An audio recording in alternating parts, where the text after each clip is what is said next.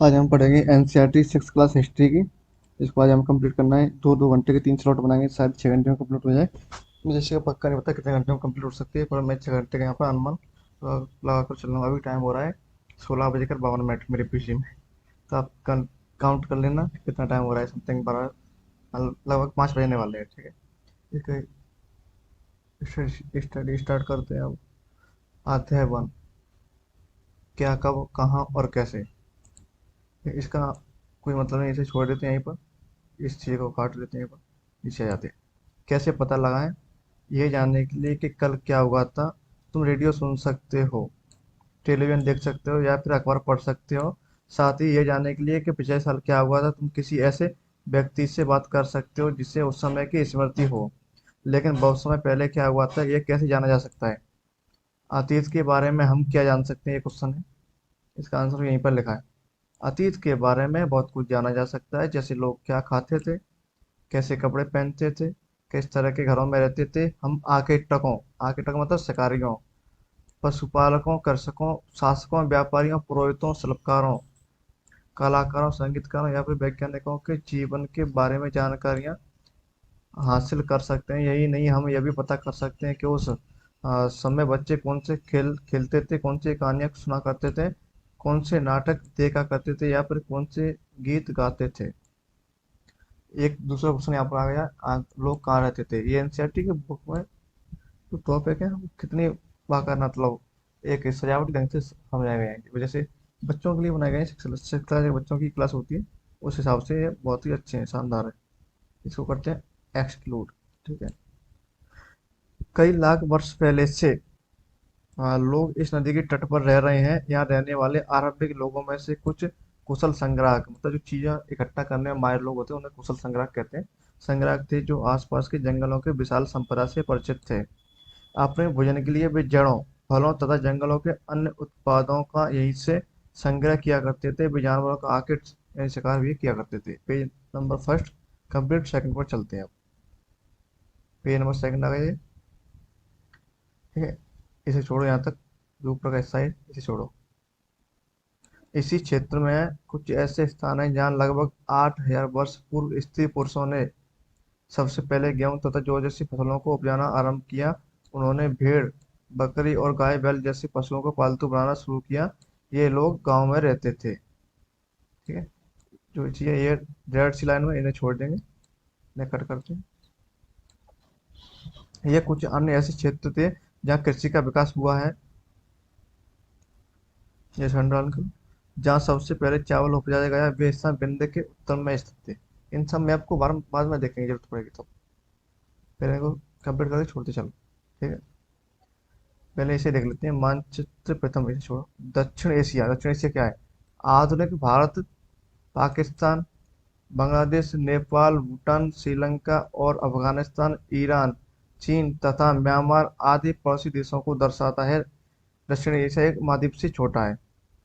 दक्षिण एशिया एक महाद्वीप से छोटा है, लेकिन विशालता तथा बाकी एशिया से समुद्रों, पहाड़ियों तथा पर्वतों से बटे होने के कारण इसे प्रायः उपमहाद्वीप कहा जाता है। उपमहाद्वीप किसे कहा जाता है, दक्षिण एशिया को। ठीक है, इसमें देशों के नाम भी दिए हैं। उपमहाद्वीप में कौन कौन से आते हैं, भारत, पाकिस्तान, बांग्लादेश, नेपाल, भूटान और श्रीलंका, अफगानिस्तान, ईरान, चीन तथा म्यांमार। इसे यहाँ तक छोड़ो। सहायक नदियाँ किन्हें कहते हैं, जो एक बड़ी नदी में मिल जाती है। सहायक नदियाँ मिल जाती है, उन्हें सहायक नदियाँ कहते हैं। ठीक है, लगभग 47 वर्ष पूर्व इन्हीं नदियों के किनारे कुछ आरंभिक नगर फले फूले। गंगा व उसकी सहायक नदियों के किनारे तथा समुद्र तटवर्ती इलाकों में नगरों का विकास लगभग 2500 वर्ष पूर्व हुआ। इसे छोड़ो यहाँ से। गंगा के दक्षिण में इन नदियों के आसपास का क्षेत्र प्राचीन काल में मगध, वर्तमान बिहार में नाम से जाना जाता था। इसके शासक बहुत शक्तिशाली थे और उन्होंने एक विशाल राज्य स्थापित किया था। देश के अन्य हिस्सों में भी ऐसे राज्यों की स्थापना की गई थी। लोगों ने सदैव उपमहाद्वीप के एक हिस्से से दूसरे हिस्से तक यात्रा की।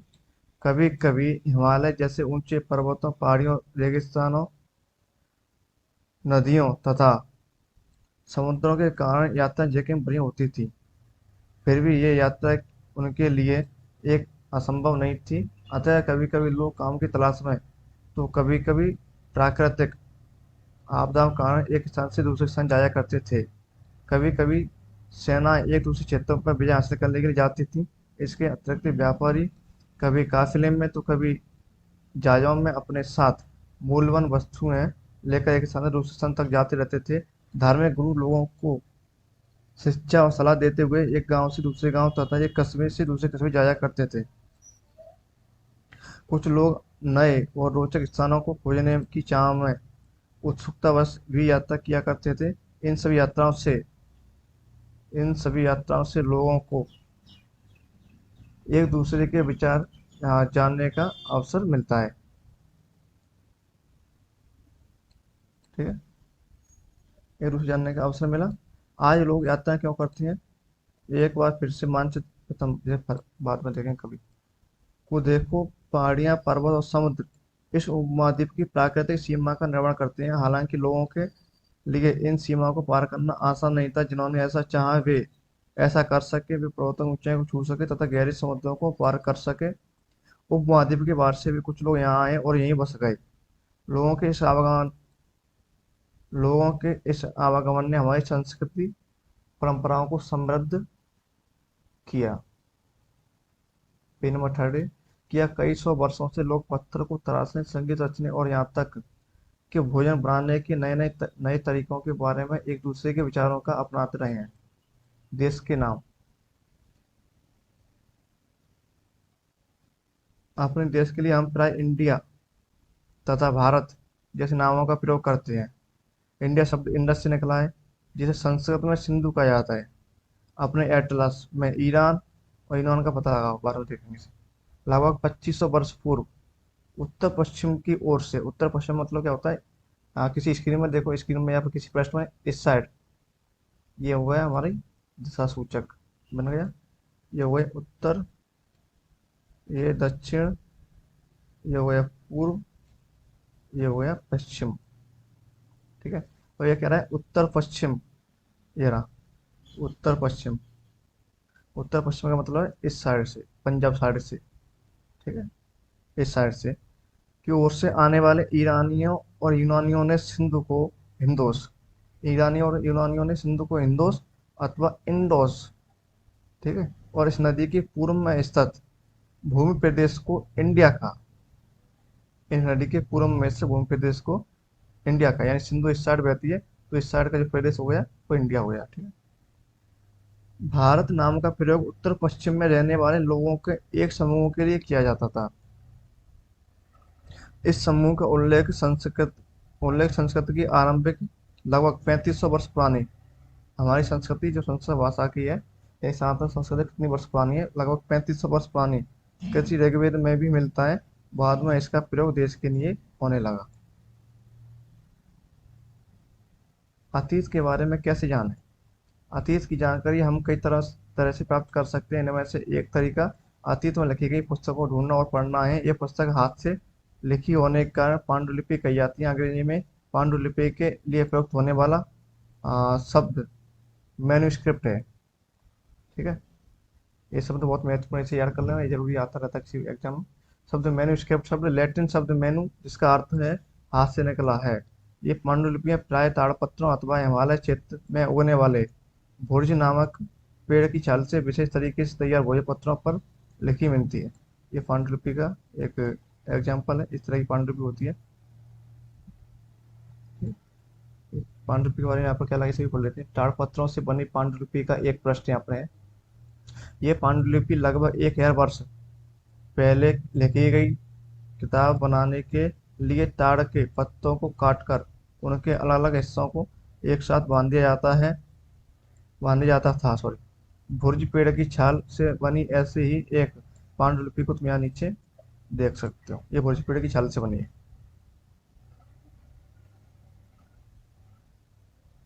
पेज नंबर 4 कंप्लीट हो गया, 5 आ गया।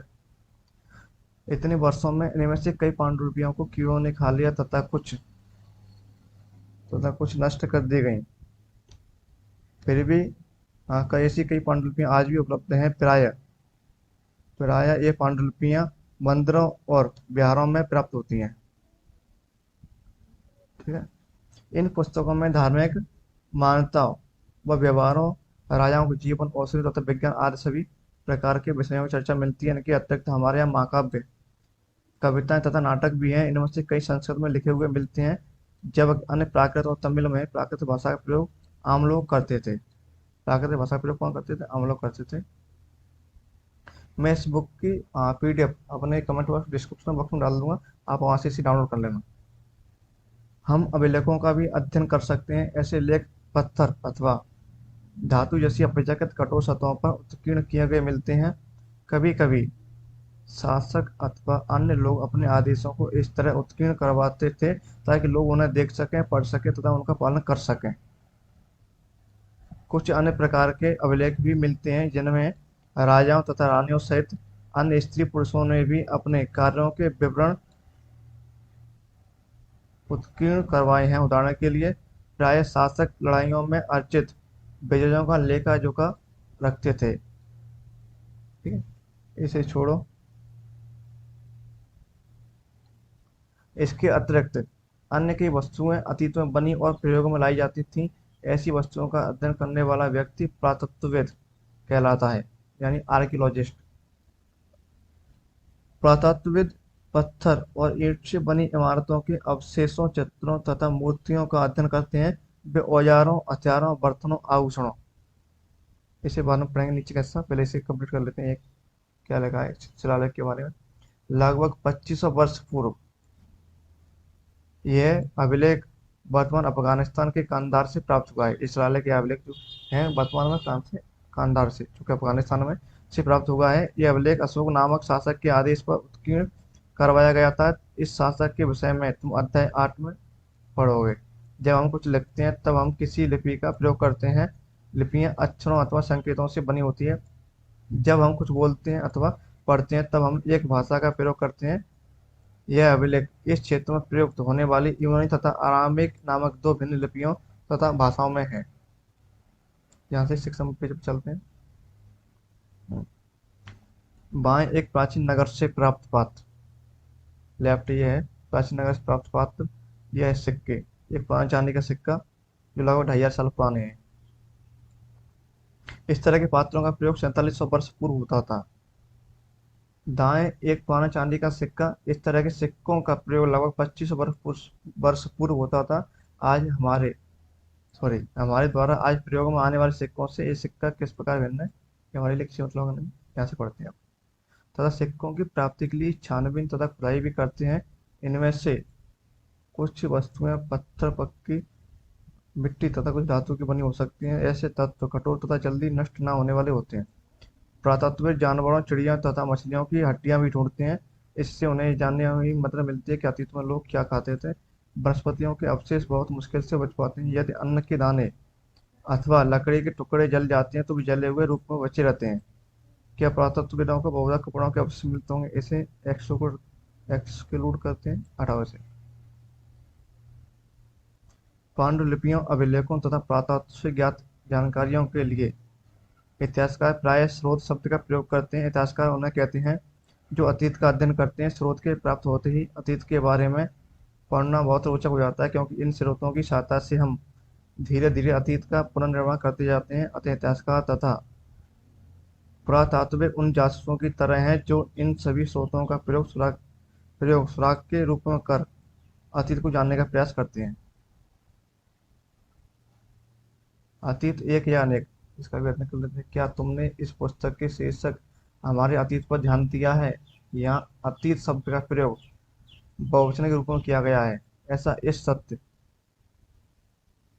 की ओर ध्यान दिलाने के लिए किया गया है कि अलग अलग समूहों के लोगों के लिए इस अतीत के अलग अलग मायने थे।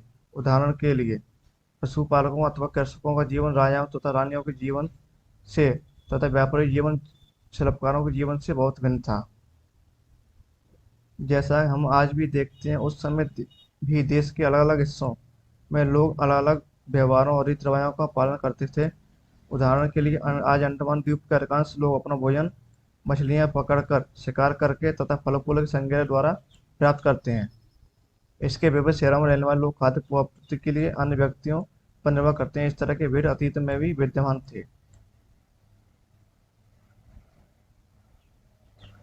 इसके अतिरिक्त एक अन्य तरह का भेद है उस समय शासक अपनी विजयों यानी विक्ट्रीज का लेकर झुका रखते थे। यही कारण है कि हम उन शासकों तथा उनके द्वारा लड़ी जाने वाली लड़ाइयों के बारे में काफी कुछ जानते हैं, जबकि शिकारी, मछुआरे, संग्राहक, कृषक अथवा पशुपालक जैसे आम आदमी प्राय अपने कार्यों का लेकर झुका नहीं रखते थे। पुरातत्व की सहायता से हमें उनके जीवन को जानने में मदद मिलती है, हालांकि अभी भी इनके बारे में बहुत कुछ जानना शेष है। तिथियों का महत्व।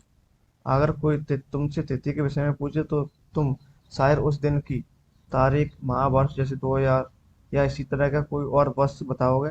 वर्ष की यह गणना ईसाई धर्म प्रवर्तक ईसा मसीह के जन्म की तिथि से की जाती है, अतः 2000 वर्ष कहने का तात्पर्य ईसा मसीह के जन्म से 2000 वर्ष के बाद से है। ईसा मसीह के जन्म के पूर्व की सभी तिथियां ईसा से पहले के रूप में जानी जाती हैं। इस पुस्तक में हम 2000 को अपना आरंभिक बिंदु मानते हुए वर्तमान से पूर्व की तिथियों इस पुस्तक में हम 2000 को अपना आरंभिक बिंदु मानते हुए वर्तमान से पूर्व की तिथियों का उल्लेख करेंगे। पेज नंबर 7 कंप्लीट 8 की स्टार्टिंग। इतिहास और तिथियां। अंग्रेजी में बीसी, हिंदी में ईसा पूर्व का तात्पर्य बिफोर क्राइस्ट। बीसी मतलब बिफोर क्राइस्ट, ईसा पूर्व होता है। कभी कभी तुम तिथियों से पहले एडी यानी अन्नो डोमिनी लिखा पाते हो, हिंदी में ईसवी। ये अन्नो डोमिनी नामक दो लैटिन शब्दों से बना है। इसका तात्पर्य ईसा मसीह के जन्म के वर्ष से है। कभी कभी एडी की जगह सीई तथा बीसी की जगह बीसीई का प्रयोग होता है। सीई का मतलब सीई अक्षरों का प्रयोग कॉमन एरा के लिए तथा बीसी अक्षरों का प्रयोग बफर कॉमन एरा के लिए होता है। हम इन शब्दों का प्रयोग इसलिए करते हैं क्योंकि विश्व के अधिकांश देशों में आविष्कार कैलेंडर का प्रयोग सामान्य हो गया है, अतः भारत में तिथियों के रूप का प्रयोग लगभग 200 वर्ष पूर्व आरंभ हुआ था। कभी कभी अंग्रेजी के बीपी अक्षरों का प्रयोग होता है, जिसका तात्पर्य बिफोर प्रेजेंट वर्तमान से पहले है। पृष्ठ 3 पर दो तिथियां उनका पता लगाओ, इनके तुम किस सच्चा समूह का प्रयोग करोगे। इसे एक्स करते हैं यहाँ से। अन्यत्र, जैसा कि हमने पहले पढ़ा, अभिलेख कठोर सतहों पर उत्कीर्ण करवाए जाते हैं। इनमें से कई अभिलेख कई सौ वर्ष पूर्व लिखे गए थे। सभी अभिलेखों में लिपियों और भाषाओं का प्रयोग हुआ है। समय के साथ साथ अभिलेखों में प्रयुक्त भाषाओं तथा लिपियों में बहुत बदलाव आ चुका है। विद्वान यह कैसे जान पाते हैं कि क्या लिखा था? इसका पता अज्ञात लिपि का अर्थ निकालने की एक प्रक्रिया द्वारा लगाया जा सकता है। इस प्रकार से अज्ञात लिपि को जानने की एक प्रसिद्ध कहानी उत्तरी अफ्रीकी देश मिस्र से मिलती है। लगभग 5000 पूर्व यहाँ राजा रानी रहते थे। मिस्र की जो सभ्यता है, मैसाडोनिया की सभ्यता है, सॉरी मैसाडोनिया नहीं, मैसापोटामिया की सभ्यता, इजिप्ट की। Page number 8 complete 9 start. मिस्र के उत्तरी तट पर रोसेट्टा नामक एक कस्बा है। यहाँ से एक ऐसा उत्कीर्णित यानी अभिलेखित पत्थर मिल रहा है जिस पर एक ही लेख 3 भिन्न भिन्न भाषाओं लिपियों यूनानी तथा मिस्री लिपि के 2 प्रकारों में है। कुछ विद्वान यूनानी पढ़ सकते थे। उन्होंने बताया कि यह राजाओं तथा रानियों के नाम एक छोटे से फ्रेम में दिखाए गए हैं। इसे कारतूस कहा जाता है। इसके बाद विद्वानों ने यूनानी तथा मिस्री यानी मिश्रित ना संकेतों को अगल बगल रखते हुए मिस्री अक्षरों की समानार्थक ध्वनियों की पहचान की। जैसा कि तुम देख सकते हो, यहाँ एल अक्षर के लिए शेर, ए अक्षर के लिए चिड़िया के चित्र बने हैं। एक बार जब उन्होंने यह जान लिया कि विभिन्न अक्षर किन के लिए प्रयुक्त हुए हैं, तो वे आसानी से अन्य अभिलेखों को भी पढ़ सके।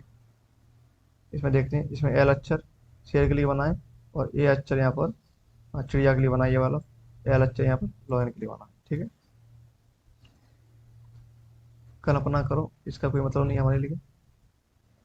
उपयोग शब्द: यात्रा, पांडुलिपि, अभिलेख, पुरातत्व, इतिहासकार, स्रोत, अज्ञात लिपि का अर्थ निकालना।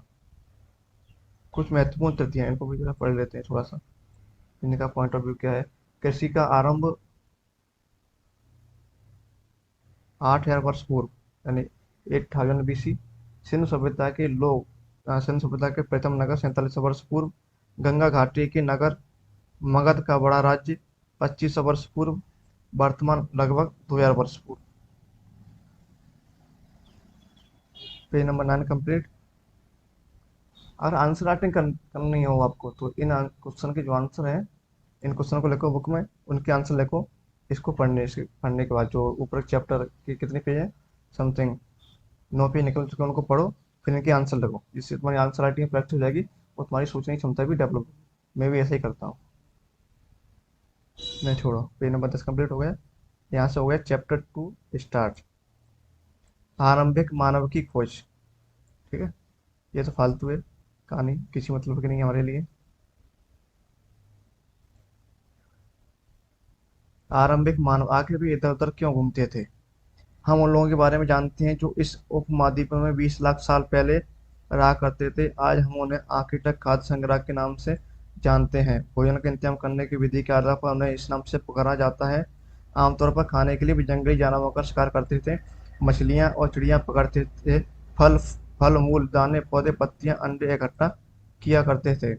हमारे उपमहाद्वीप जैसे गर्म देशों में पेड़ पौधों की अनगिनत प्रजातियां मिलती हैं, इसलिए पेड़ पौधों से मिलने वाले खाद्य पदार्थ भोजन के अत्यंत महत्वपूर्ण स्रोत थे। लेकिन यह सब कर पाना बिल्कुल आसान नहीं था। ऐसे कई जानवर हैं जो हमसे ज़्यादा तेज भाग सकते हैं और बहुत से जानवर हमसे ज़्यादा ताकतवर भी होते हैं। जानवरों के शिकार चिड़िया या मछलियां पकड़ने के लिए बड़ा सतर्क, जागरूक और तेज होना पड़ता है। पेड़ पौधों से खाना जुटाने के लिए यह जरूरी होता है कि कौन कौन से पेड़ पौधे खाने योग्य होते हैं, क्योंकि इनमें कई तरह के पौधे विषैले भी होते हैं। साथ ही फलों के पकने के समय की जानकारी भी जरूरी होती है। Page number 11 complete. 12 पर चलते हैं। ऐसे समुदायों में रहने वाले बच्चों के गुण ज्ञान और गुण का वर्णन करो। इसे करते हैं हम एक्सक्लूड। एक्सक्लूड इसका कोई मतलब नहीं है। आर्किटेक्ट के खाद्य संग्राहक समुदाय के लोगों के एक जगह से दूसरी जगह पर घूमते रहने के पीछे कम से कम 4 कारण हो सकते हैं। पहला कारण यह है कि अगर वे एक ही जगह पर ज़्यादा दिनों तक रहते तो आसपास के पौधों फलों जानवरों को खाकर समाप्त कर देते थे, इसलिए भोजन की तलाश में इन्हें दूसरी जगह पर जाना पड़ता था। दूसरा कारण यह है कि जानवर अपने शिकार के लिए या फिर हिरण और मवेशी अपना चारा ढूंढने के लिए एक जगह से दूसरी जगह जाया करते हैं, इसलिए इन जानवरों का शिकार करने वाले लोग भी इनके पीछे जाया करते होंगे। ठीक है। तीसरा कारण यह है कि पेड़ों और पौधों में फल फूल अलग अलग मौसम में आते हैं, इसलिए लोग इनकी तलाश में उपयुक्त मौसम के अनुसार अन्य इलाकों में घूमते होंगे। ठीक है। और चौथा कारण यह है कि पानी के बिना किसी भी प्राणी या पेड़ पौधे का जीवित रहना संभव नहीं होता। पानी झीलों झरनों तथा नदियों में ही मिलता है। यद्यपि कई नदियों और झीलों का पानी कभी नहीं सूखता। कुछ झीलों और नदियों में पानी बारिश के बाद ही मिल पाता है, इसलिए ऐसी झीलों नदियों किनारे बसे लोगों को सूखे मौसम में पानी की तलाश में इधर उधर जाना पड़ता होगा। इसके अलावा लोग अपने नाते रिश्तेदारों या मित्रों से मिलने भी जाया करते होंगे। यहाँ यह स्मरण करना रखना जरूरी है कि सभी लोग पैदल यात्रा किया करते थे। इसे कहते हैं एक्सक्लूड।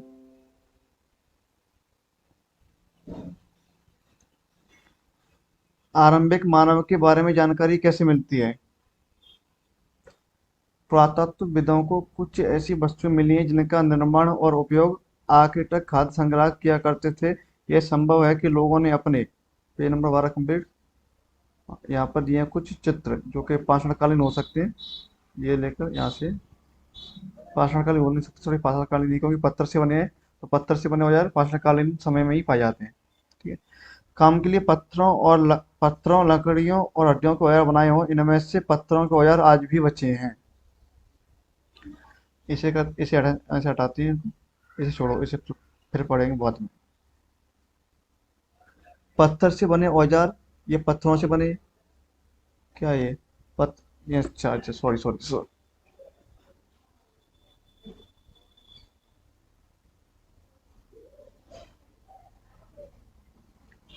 इनमें से कुछ औजारों का उपयोग फल फूल काटने, हड्डियों और मांस काटने तथा पेड़ों की छाल और जानवर की खाल उतारने के लिए किया जाता था। कुछ के साथ हड्डियां या लकड़ियों के मुट्ठे लगाकर भाले और बाण जैसे हथियार बनाए जाते थे। कुछ औजारों से लकड़ियां काटी जाती थी। लकड़ियों का उपयोग ईंधन के साथ साथ झोंपड़ियां और औजार बनाने के लिए भी किया जाता था। पत्थरों के औजारों का उपयोग बाएं इंसान के खाने योग्य जड़ों को खोदने के लिए किया जाता था और दाएं, ये लेफ्ट हैंड में, ये पत्थर का औजार है जिसमें दिखाया जा रहा है कि पेड़ की जड़ों को खोदने के लिए इसका उपयोग किया जा रहा है यहाँ पर। ठीक है। तो बाएं, सॉरी ये राइट हैंड है। इस साइड दिखाया जा रहा है कि जानवरों की खाल, ये है ना, ये पत्थर से जानवरों की खालों में क्या कर रहे हैं, वस्त्रों को सिलने के लिए, जानवर की खाल से बने वस्त्रों को सिलने के लिए किसका उपयोग किया जाता है? पत्थरों का। ठीक है। Page number 13 complete. 14 पर चलते हैं। रहने की जगह निर्धारित करना। इसे हटाओ यहाँ से। लाल त्रिकोण वाले स्थान वे पुरास्थल हैं जहाँ पर आर्किटेक्ट खाद्य संग्राहकों के होने के प्रमाण मिले हैं। इनके अलावा भी और कई स्थानों पर आर्किटेक्ट खाद्य संग्राहक रहते थे। मानचित्र में सिर्फ कुछ गिने चुने स्थान ही चिन्हित किए गए हैं। कई प्राचीन नदियों और झीलों के किनारे पाए गए हैं। ये बुर्ज हम जो कोई कश्मीर में है, इनके थोड़ा सा पॉइंट ऑफ व्यू दिया गया है, इसे बाद में चेक करेंगे कभी। ये पुरापाषाण के स्थल है जो कि रेड त्रिभुज ट्रायंगल में, और ये ब्लू रेक्टेंगल में नवपाषाणिक प्रास्थल है, सर्कल में है, ग्रीन सर्कल में होके महापाषाणिक प्रास्थल, और इसमें है 14 पेज कंप्लीट हुआ है, 15 पे चलते हैं। क्योंकि पत्थर के उपकरण बहुत महत्वपूर्ण थे, इसलिए लोग ऐसी जगह ढूंढते रहते थे जहाँ अच्छे पत्थर मिल सकें, जहाँ लोग पत्थरों से औजार बनाते थे। उन स्थलों को उद्योग स्थल कहते हैं। हमें उन उद्योग स्थलों के बारे में जानकारी कैसे मिलती है? आमतौर पर ऐसी जगहों पर पत्थर के बड़े बड़े टुकड़े मिलते हैं और ऐसे उपकरण मिलते हैं जिन्हें लोग इन स्थलों पर छोड़ गए होंगे क्योंकि वे ठीक नहीं बने होंगे। साथ ही औजार बनाने के बाद पत्थरों के टूटे फूटे टुकड़े भी इन स्थानों पर मिलते हैं। कभी कभी लोग इन स्थलों पर कुछ ज़्यादा समय तक रहा करते थे। ऐसे स्थलों को आवासीय और उद्योग स्थल कहते हैं। भीमबेटका जो मध्य प्रदेश के रायसन में है, मध्य प्रदेश के रायसन में भोपाल से समथिंग थोड़ी दूरी पर, ये लगभग 40-50 किलोमीटर की दूरी पर है। भीमबेटका आधुनिक मध्य प्रदेश आवासीय प्रास्थल जिन्हें उन्हें कहते हैं जहाँ लोग रहा करते थे। इनमें गुफाओं और कंदराओं जैसे वे स्थल होते हैं जिन्हें यहाँ दर्शाया गया है। लोग इन गुफाओं में इसलिए रहते थे क्योंकि यहाँ उन्हें बारिश, धूप और हवाओं से राहत मिलती थी। ऐसी प्राकृतिक गुफाएं विंध्य और दक्कन के पर्वतीय इलाकों में मिलती हैं जो नर्मदा घाटी के पास है। ये भीमबेटका की बाहर का फोटो है शायद।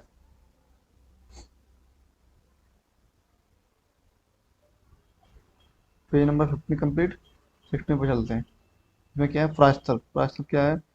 प्रास्थल उस स्थान को कहते हैं जहाँ औजार, बर्तन और इमारतें जैसी वस्तुओं के अवशेष मिलते हैं। सॉरी, ऐसी वस्तुओं का निर्माण लोगों ने अपने काम के लिए किया था और बाद में वे भी उन्हें वहीं छोड़ गए। ये जमीन के ऊपर, अंदर, कभी कभी समुद्र और नदी के तल में भी पाई जाती हैं। इन प्रास्थलों के बारे में आपको अगले अध्याय में बताया जाएगा। पाषाण औजारों का निर्माण। पाषाण उपकरणों को प्राय दो तरीकों से बनाया जाता था। पहला, पत्थर से पत्थर को टकराना, यानी पत्थर से पत्थर को घिसकर एक नया शेप बनाना। ठीक है। उसे दूसरे हाथ में एक पत्थर का हथौड़ी जैसे इस्तेमाल किया जाता था आघात करने के लिए। उस पर सलग निकाले जाते थे, सलग यानी तीर जैसे कुछ निशान, जिससे एक उपकरण की तरह उसे आकार मिल जाए। ठीक है। दूसरे तरीके को दबाव सलग तकनीक कहा जाता है। इसमें क्रोड को एक स्तर पर टिकाया जाता है। इसी क्रोड पर हड्डी या पत्थर रखकर उस पर हथौड़ी नुमा पत्थर से सलग निकाले जाते हैं, जिससे वांछित उपकरण बनाए जाते हैं। यानी जैसे उपकरण उनको चाहिए उस तरह के उपकरण इस तरह से बनाए जाते हैं। ठीक है। पाषाण उपकरण कैसे बनाए जाते थे, इसके लिए अपनाई गई दो तकनीकों से एक यहाँ दर्शाई गई है। बताओ ये कौन सी तकनीक है? एक तकनीक सलग तकनीक।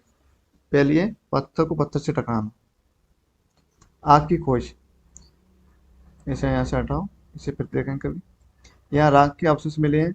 इसका मतलब यह है कि आरंभिक लोग आग जलाना सीख गए थे। आग का इस्तेमाल कई कार्यों में किया गया होगा, जैसे प्रकाश के लिए, मांस भूनने के लिए, खतरनाक जानवरों को दूर भगाने के लिए। Page number 16 complete.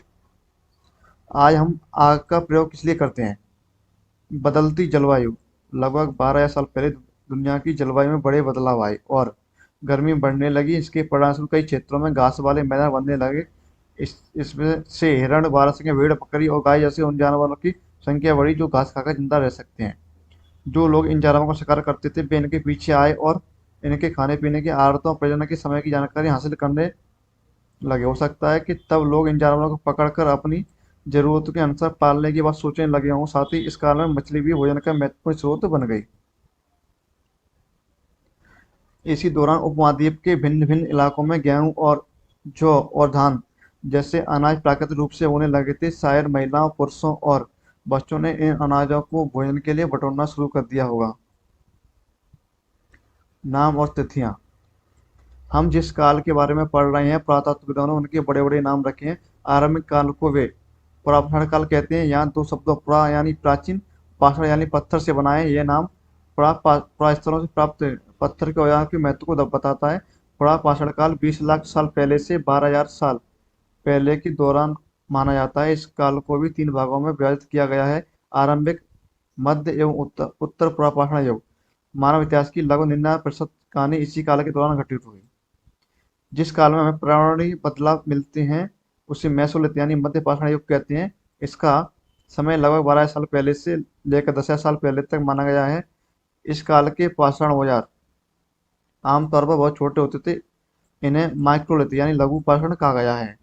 प्राय इन औजारों में हड्डियां या लकड़ियों के मुट्ठे लगे एशिया और आरी जैसे औजार मिलते थे। साथ साथ पुरापाषाण युग वाले औजार भी इस दौरान बनाए जाते रहे। इसको पढ़ेंगे फिर कभी। इसे यहाँ से रिमूव करो। अगले युग की शुरुआत। अगले युग की शुरुआत लगभग 10 साल पहले से होती है। इसे नवपाषाण युग कहा जाता है।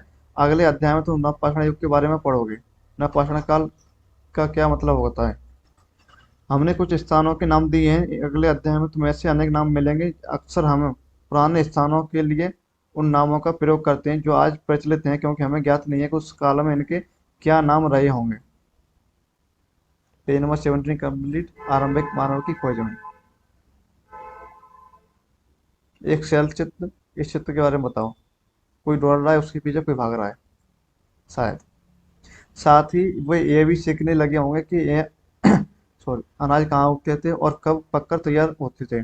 ऐसा करते करते लोगों ने इन अनाजों को खुद पैदा करना सीख लिया होगा। शैल चित्रकला क्या है, इनसे हमें क्या पता चलता है।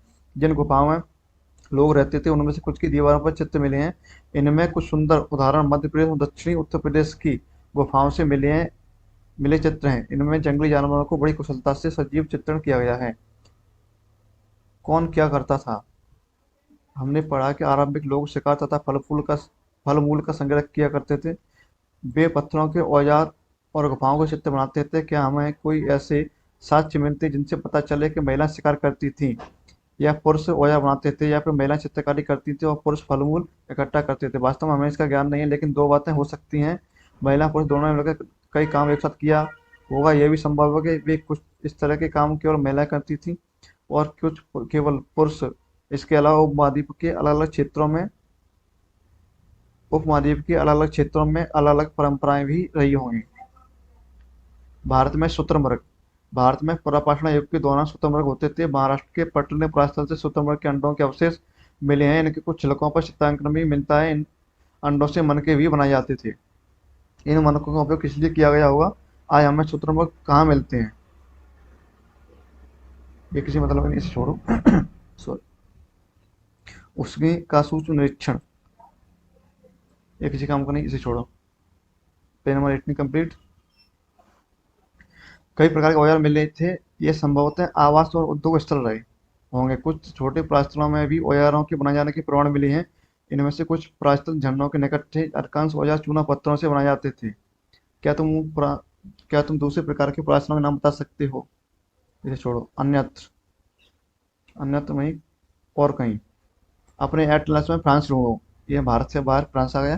फ्रांस ढूंढो। ये चित्र फ्रांस की गुफा का है। इस प्रस्थल की खोज लगभग 100 साल पहले 4 स्कूली छात्रों ने की थी। इस तरह के चित्र लगभग 20 साल पहले से लेकर 10,000 साल पहले के बीच बनाए गए होंगे। इनमें कई जानवरों के चित्र, इनमें जंगली घोड़े, गाय, भैंस, गैंडा, रेंडियर, बारहसिंगा और सुअरों को गहरे चमकीले रंगों से चित्रित किया गया है। इन रंगों को लोहा, अयस्क और चारकोल जैसे खनिज पदार्थों से बनाया जाता था। यह संभव है कि इन चित्रों को उत्सवों के अवसर पर बनाया जाता था, या फिर इन्हें शिकारियों द्वारा शिकार पर निकलने से पहले कुछ अनुष्ठानों के लिए बनाया गया होगा। ये है शैल चित्र, जिन्हें रॉक पेंटिंग भी कहते हैं। Page number 19 complete. 20 स्टार्ट। ये किसी काम का नहीं। उपयोग शब्द आर्किटेक्ट यानी शिकारी, खाद्य संग्राहक जो खाने पीने चीजें एक्स्ट्रा करते हैं, पुरास्थल जो पुरापाषाण कालीन स्थल है वो, उद्योग स्थल, आवासीय स्थल, पुरापाषाण, मध्यपाषाण, लघुपाषाण। तिथियां। मध्यपाषाण की तिथियां ये 12 साल से लेकर 10,000 साल BC। नवपाषाण युग की तिथियां 10,000 साल से, और उसका कोई दिया नहीं ज़्यादा प्रमाण। इसको यहाँ से छोड़ो। हमारा सेकंड चैप्टर कंप्लीट हो चुका है। इसके क्वेश्चन आंसर हमारी आंसर राइटिंग के काम आ सकते हैं। इनके क्वेश्चन लिखो और अपने आंसर लिखो इस बुक को पढ़ने के बाद। इस यहाँ तक एक्सक्लूड को, यहाँ तक कोई मतलब की नहीं है, पढ़ने लायक नहीं है। ये सब क्वेश्चन आंसर है। Page sorry chapter 3 start. ये वीडियो बिल्कुल अनकट है, इसमें एक भी पार्ट काटा नहीं गया है। भोजन संग्रह से उत्पादन तक, ये किसी मतलब का नहीं, इसे यहाँ से हटाओ। विभिन्न प्रकार के भोजन, इसे इसमें सम्मिलित करो। आज हमें अपने भोजन का अधिकांश हिस्सा उगाई गई फसलों और पाले गए पशुओं से मिलता है। भिन्न भिन्न फसलों को उगाने के लिए भिन्न भिन्न जलवायु की आवश्यकता पड़ती है। जैसे धान की खेती के लिए गेहूं या जौ की तुलना में ज़्यादा पानी की जरूरत पड़ती है, इसलिए हम देखते हैं कि किसान विशेष फसल विशेष क्षेत्रों में उगाते हैं। यही नहीं, पशुओं को भी अपने अनुकूल वातावरण की आवश्यकता होती है। उदाहरण के तौर पर हम देख सकते हैं कि सूखी पहाड़ी जलवायु में मवेशियों की तुलना में भेड़ या बकरी अधिक सहायतापूर्वक जीवित रह सकते हैं। पर जैसा कि तुमने अध्याय 2 में पढ़ा है, स्त्री पुरुषों ने भोजन का उत्पादन हमेशा नहीं किया। खेती और पशुपालन की शुरुआत हमने अध्याय 2 में पढ़ा है कि दुनिया की जलवायु बदलती रहती है। साथ ही जिन वनस्पतियों और पशुओं के भोजन के रूपों में इस्तेमाल करते हैं, वे भी बदलते रहे। लोगों का ध्यान कुछ बातों की ओर गया, जैसे खाने योग्य वनस्पति कहाँ-कहाँ मिल सकती हैं, बीज कैसे अपने डंठल से टूटकर गिरते हैं, गिरे बीजों का अंकुरण और उनसे पौधों का निकलना आदि। इस तरह उन्होंने पौधों की देखभाल करनी शुरू कर दी होगी। चिड़िया और जानवरों से पौधों की सुरक्षा की होगी ताकि वे ठीक से बढ़ सकें, उनके उनके बीज पक सकें। इस प्रकार धीरे धीरे वे कृषक बन गए होंगे। Page number 22 finish. इसी तरह लोगों ने अपने घरों के आसपास चारा रखकर जानवरों को आरक्षित आकर्षित कर उन्हें पालतू बनाया होगा। सबसे पहले जिस जंगली जानवर को पालतू बनाया गया वो कुत्तों का जंगली पूर्वज था। धीरे धीरे लोग भेड़, बकरी, गाय और सुअर जैसे जानवरों को अपने घरों के नजदीक आने को उत्साहित करने लगे। ऐसे जानवर झुंड में रहते थे, ज्यादातर घास खाते थे। अक्सर लोग अन्य जंगली जानवरों के आक्रमण से इनकी सुरक्षा किया करते थे। इस तरह धीरे धीरे वे पशुपालक बन गए होंगे। एक एस्टिमेटेड इतिहास, एक एस्टिमेटेड आइडिया है। ये परफेक्ट किसी का सबूत नहीं है, प्रमाण नहीं है किसी चीज का कि डेफिनेटली ये हुआ होगा। ये जो सबूतों तथ्यों के आधार पर ओनली एक एस्टिमेट अवधारणा बनाई जाती है। इस तरह से ऐसा हुआ होगा। बचने की प्रक्रिया, लोगों द्वारा पौधे उगाने और जानवरों की देखभाल करने को बचने की प्रक्रिया का नाम दिया गया है।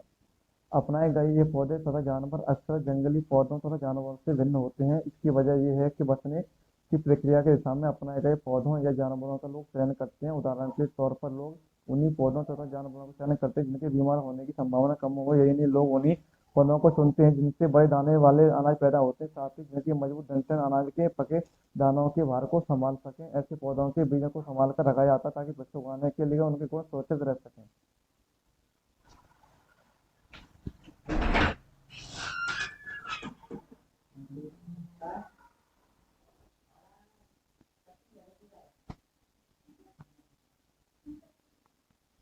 उन्हीं जानवरों को आगे प्रजनन के लिए चुना जाता था जो आमतौर पर अहिंसक होते हैं। इसलिए हम देखते हैं कि पाले गए जानवर तथा कृषि के लिए अपनाए गए पौधों जंगली जानवरों तथा पौधों से धीरे धीरे भिन्न होते गए। मिसाल के तौर पर जंगली जानवरों की तुलना में पालतू जानवरों के दांत और सींग छोटे होते हैं। इन दांतों को देखकर इनमें से कौन सा जंगली सूअर, कौन सा पालतू सूअर का, डेफिनेटली जंगली सूअर का मुझे तो ये लग रहा है, पर मुझे नहीं पता रियलिटी में कौन सा है। ये जंगली सुअर का, ये पालतू सुअर का। क्योंकि जब उन्होंने जंगली सुअर को पाला तो उन्होंने जैसे बड़े दांत की जरूरत होती है उसकी जरूरत खत्म हो गई तो धीरे धीरे वैसे हो गए तो ये मेरा मानना है, पक्का नहीं पता मुझे। बचने की प्रक्रिया पूरी दुनिया दुनिया में धीरे धीरे चलती रही है। करीब 12 साल पहले शुरू हुई। वास्तव में हम जो भोजन करते हैं वो इसी बचने की प्रक्रिया की वजह से है। कृषि के लिए अपनाई गई सबसे प्राचीन फसलों में गेहूं तथा जौ आते हैं। उसी तरह सबसे पहले पालतू बनाए गए जानवरों में कुत्ते के बाद भेड़ बकरी आते हैं। Page number 23 complete. 24, एक नवीन जीवन शैली, अनाज के उपयोग बीज के रूप में, खाद के रूप में, उपहार के रूप में, भंडारण के लिए। तुम किसी पौधे के बीज को बोकर देखो, तुम पाओगे किसी विकसित होने में कुछ वक्त लगता है। इसमें कुछ दिन, महीने या फिर साल तक लग सकते हैं। इसलिए जब लोग पौधे उगाने लगे तो उनकी देखभाल के लिए उन्हें एक ही जगह पर लंबे समय तक रुकना पड़ा। बीज बोने से लेकर फसलों के पकने तथा पौधों की सिंचाई करने, खरपतवार हटाने, जानवरों और चिड़ियों से उनकी सुरक्षा जैसे बहुत से काम शामिल थे। कटाई के बाद अनाज का उपयोग बहुत संभाल कर करना पड़ता था। अनाज को भोजन और बीज दोनों ही रूपों में बचाकर रखना आवश्यक था। इसलिए लोगों को इसके भंडारण की बात सोचनी पड़ी। बहुत से इलाकों में लोगों ने मिट्टी के बड़े बड़े बर्तन बनाए, टोकरियां बुनी या फिर जमीन में गड्ढा खोदा अनाज को स्टोर करने के लिए। क्या तुम्हें लगता है कि शिकारी या भोजन संग्रह वाले बर्तन बनाते और उनका प्रयोग करते होंगे? इसका पता नहीं। जानवर चलते फिरते खाद्य भंडार, जानवर बच्चे देते हैं जिससे उनकी संख्या बढ़ती है। अगर जानवरों की देखभाल की जाए तो उनकी संख्या तो बढ़ती ही है, साथ ही उनसे दूध भी प्राप्त हो सकता है। जो भोजन का एक अच्छा स्रोत है। यही नहीं, जानवरों से हमें मांस भी मिलता है। दूसरे शब्दों में पशुपालन भोजन के भंडारण भंडारण का एक तरीका है। भोजन के अतिरिक्त जानवर से और क्या क्या मिल सकता है? भोजन के अतिरिक्त जानवर से दूध, मांस, ये तो मिलता ही है, और क्या मिलेगा? आओ आरंभिक कृषकों और पशुपालकों के बारे में पता करें। नहीं छोड़ो, किसी मतलब का नहीं है। Page number 24 complete. 25, शुरुआती कृषकों और पशुपालकों के होने के साक्ष्य मिले हैं। ये उपमहाद्वीप में पाए गए। इनमें सबसे महत्वपूर्ण पश्चिमोत्तर क्षेत्र में, आधुनिक कश्मीर में और पूर्वी तथा दक्षिण भारत में पाए गए हैं। वास्तव में ये निर्दिष्ट स्थान कृषकों और पशुपालकों की बस्तियां थी या नहीं, इसे जांचने के लिए वैज्ञानिक खुदाई में मिले पौधों और पशुओं की हड्डियों के नमूनों का अध्ययन करते हैं। इनमें से सबसे रोचक जले हुए अनाज के दानों के अवशेष हैं। ऐसा लगता है कि ये गलती से या फिर जानबूझ के जलाए गए होंगे। वैज्ञानिक इन अनाज के दानों की पहचान कर सकते हैं। इस तरह हमें पता चलता है कि इस उपमहाद्वीप के विभिन्न भागों में बहुत सारी फसलें उगाई जाती रही होंगी। वैज्ञानिक विभिन्न जानवरों की हड्डियों की भी पहचान कर सकते हैं। वैज्ञानिक विभिन्न जानवरों की हड्डियों की भी पहचान कर सकते हैं। नीचे एक की तालिका में तुम्हें जान सकते हो कहाँ कहाँ अनाजों और पालतू जानवरों की हड्डियों के अवशेष मिले हैं। गेहूं, जौ, भेड़, बकरी, मवेशी की जो अवशेष मिले हैं वो मिले हैं पुरास्थल मेरगढ़ जो पाकिस्तान में। चावल, जानवर की हड्डियों के टुकड़े के अवशेष मिले हैं कोल्डेवा उत्तर प्रदेश से। चावल, मवेशी, मिट्टी पर खुर के निशान, मेरगढ़ आज उत्तर प्रदेश। गेहूं और दलहन, गुफराकाल कश्मीर। गेहूं और दलहन, कुत्ते, मवेशी, भैंस, भेड़, बकरी, बोरचम कश्मीर से। गेहूं, हरे चने, जौ, भैंस, बैल, चांद, आधुनिक बिहार बिहार से। ज्वार, बाजरा, मवेशी, भेड़, बकरी, सुअर, हल्लू, आधुनिक आंध्र प्रदेश। काला चना, ज्वार, बाजरा, मवेशी, भेड़, सुअर, ये आधुनिक आंध्र प्रदेश पय्यमपल्लई से। जिन जगहों पर अनाज या तथा हड्डियों के अवशेष मिले हैं ये उनमें से सिर्फ कुछ ही हैं। Page number 25 complete. 26, स्थायी जीवन की ओर। पुरातत्वविदों को कुछ प्राचीनों पर झोंपड़ियों और घरों के निशान मिले हैं। जैसे कि बुर्जोम वर्तमान कश्मीर में के लोग गड्ढे के नीचे घर बनाते थे, जिन्हें गर्तवास कहा जाता है। इनमें उतरने के लिए सीढ़ियां होती थी। इससे उन्हें ठंड के मौसम में सुरक्षा मिलती होगी। पुरातत्वविदों को झोंपड़ियों के अंदर और बाहर दोनों ही स्थानों पर आग जलाने की जगह मिली है। ऐसा लगता है कि लोग मौसम के अनुसार घर के अंदर या बाहर खाना पकाते होंगे। एक गर्तवास का चित्र बनाओ। देखते हैं कहीं पर बना हुआ होगा, बस बनाने की हमें कोई जरूरत नहीं है। बहुत सारी जगह से पत्थर के औजार भी मिले हैं, जिसमें कई ऐसे हैं जो पुरापाषाण युगीन उपकरणों से भिन्न है, इसलिए इन्हें नवपाषाण युग का माना गया है। इनमें वे औजार भी हैं जिनकी धार को और अधिक पैना करने के लिए उन पर पॉलिश चढ़ाई जाती थी। ओखली और मूसल का प्रयोग अनाज तथा वनस्पति में प्राप्त अन्य चीजों को पीसने के लिए किया जाता था। आज हजारों साल बाद भी ओखली और मूसल का प्रयोग अनाज पीसने के लिए किया जाता है। इसी तरह प्राचीन प्रस्तर युगीन यानी पत्थरकालीन पाषाणकालीन औजारों का निर्माण और प्रयोग लगातार होता रहा। कुछ औजार हड्डियों से भी बनाए जाते थे। जानवरों की हड्डियों से बनाए जाते थे। नवपाषाण युग के कुछ उपकरण ये रहे। नवपाषाण युग के प्राचीनों से कई प्रकार के मिट्टी के बर्तन मिले हैं। कभी कभी इन पर अलंकरण भी किया जाता था।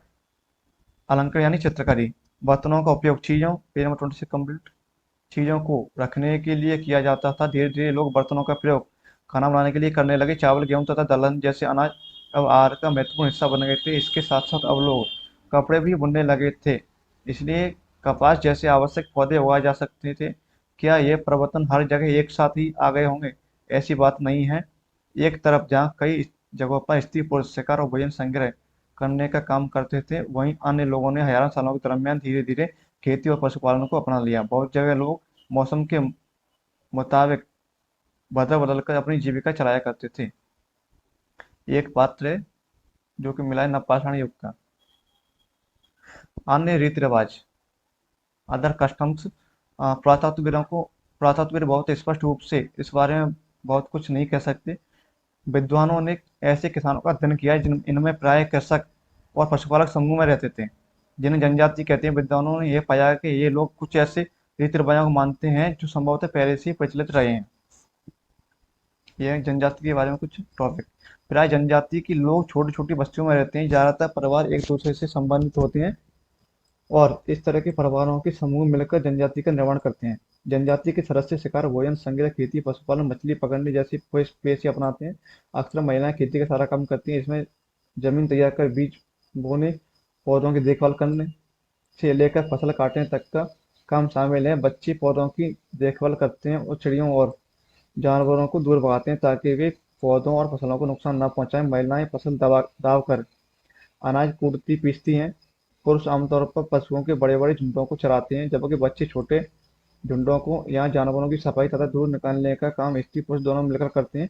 उसी तरह दोनों मिलकर बर्तन बनाने, टोकरियां बनने, औजार तथा झोंपड़ियों का काम भी साथ साथ करते हैं। गाना, नाच और घरों की सजावट भी उनकी जिंदगी का एक अहम हिस्सा है। Page number 27 complete. 28। कुछ व्यक्तियों को नेता मान लिया जाता है। वे अनुभवी, वृद्ध व्यक्ति, नौजवान, योद्धा या पुरोहित हो सकते हैं। वे वयस्क महिलाओं को भी अपने उनके ज्ञान तथा अनुभव के लिए विशेष सम्मान दिया जाता है। जनजाति की सांस्कृतिक परंपराएं बहुत समृद्ध तथा विशिष्ट होती हैं। इनकी भाषाएं, संगीत, कहानियां, चित्रकारी भी शामिल हैं। इनके अपने देवी देवता होते हैं। जमीन, जंगल, घास के मैदान तथा पानी पूरी कोनवे की संपत्ति मानी जाती है, जिनका उपयोग सभी एक साथ करते थे। इनमें गरीब और अमीर के बीच कोई खास अंतर नहीं होता। इसलिए जनजातीय समाज अन्य समाजों से भिन्न होती हैं। इन अन्य समाजों के बारे में तुम आगे पढ़ोगे। सूक्ष्म निरीक्षण।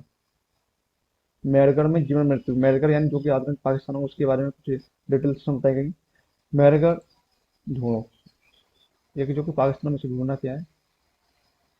यह ईरान जाने वाले सबसे महत्वपूर्ण रास्ते बेलन दर्रे के पास एक हरा भरा समतल स्थान है। मेहरगढ़ संभवतः वो स्थान है जहाँ के स्त्री पुरुषों ने इस इलाके में सबसे पहले जो गेहूं उगाना, भेड़ बकरी पालना सीखा। यहाँ खुदाई में सबसे पहले के स्तरों से पुरातत्वविदों को विभिन्न प्रकार की जानवरों की हड्डियां, इनमें हिरण तथा सुअर जैसे जंगली जानवरों की हड्डियां भी शामिल हैं। इसके बाद के स्तरों से भेड़ और बकरियां की हड्डियां ज्यादा मिली हैं। इसके ऊपर ज्यादातर मवेशियों को ही हड्डियां मिली हैं। इससे ऐसा लगता है कि ये लोग मवेशियों को पालने लगे थे। गांव, हमारे कुछ डिटेल गांव की ये विशेषता है कि वहाँ रहने वाले अधिकांश लोग भोजन उत्पादन में लगे होते हैं। ये कुछ ओवरव्यू सा दिया गया है गांव का।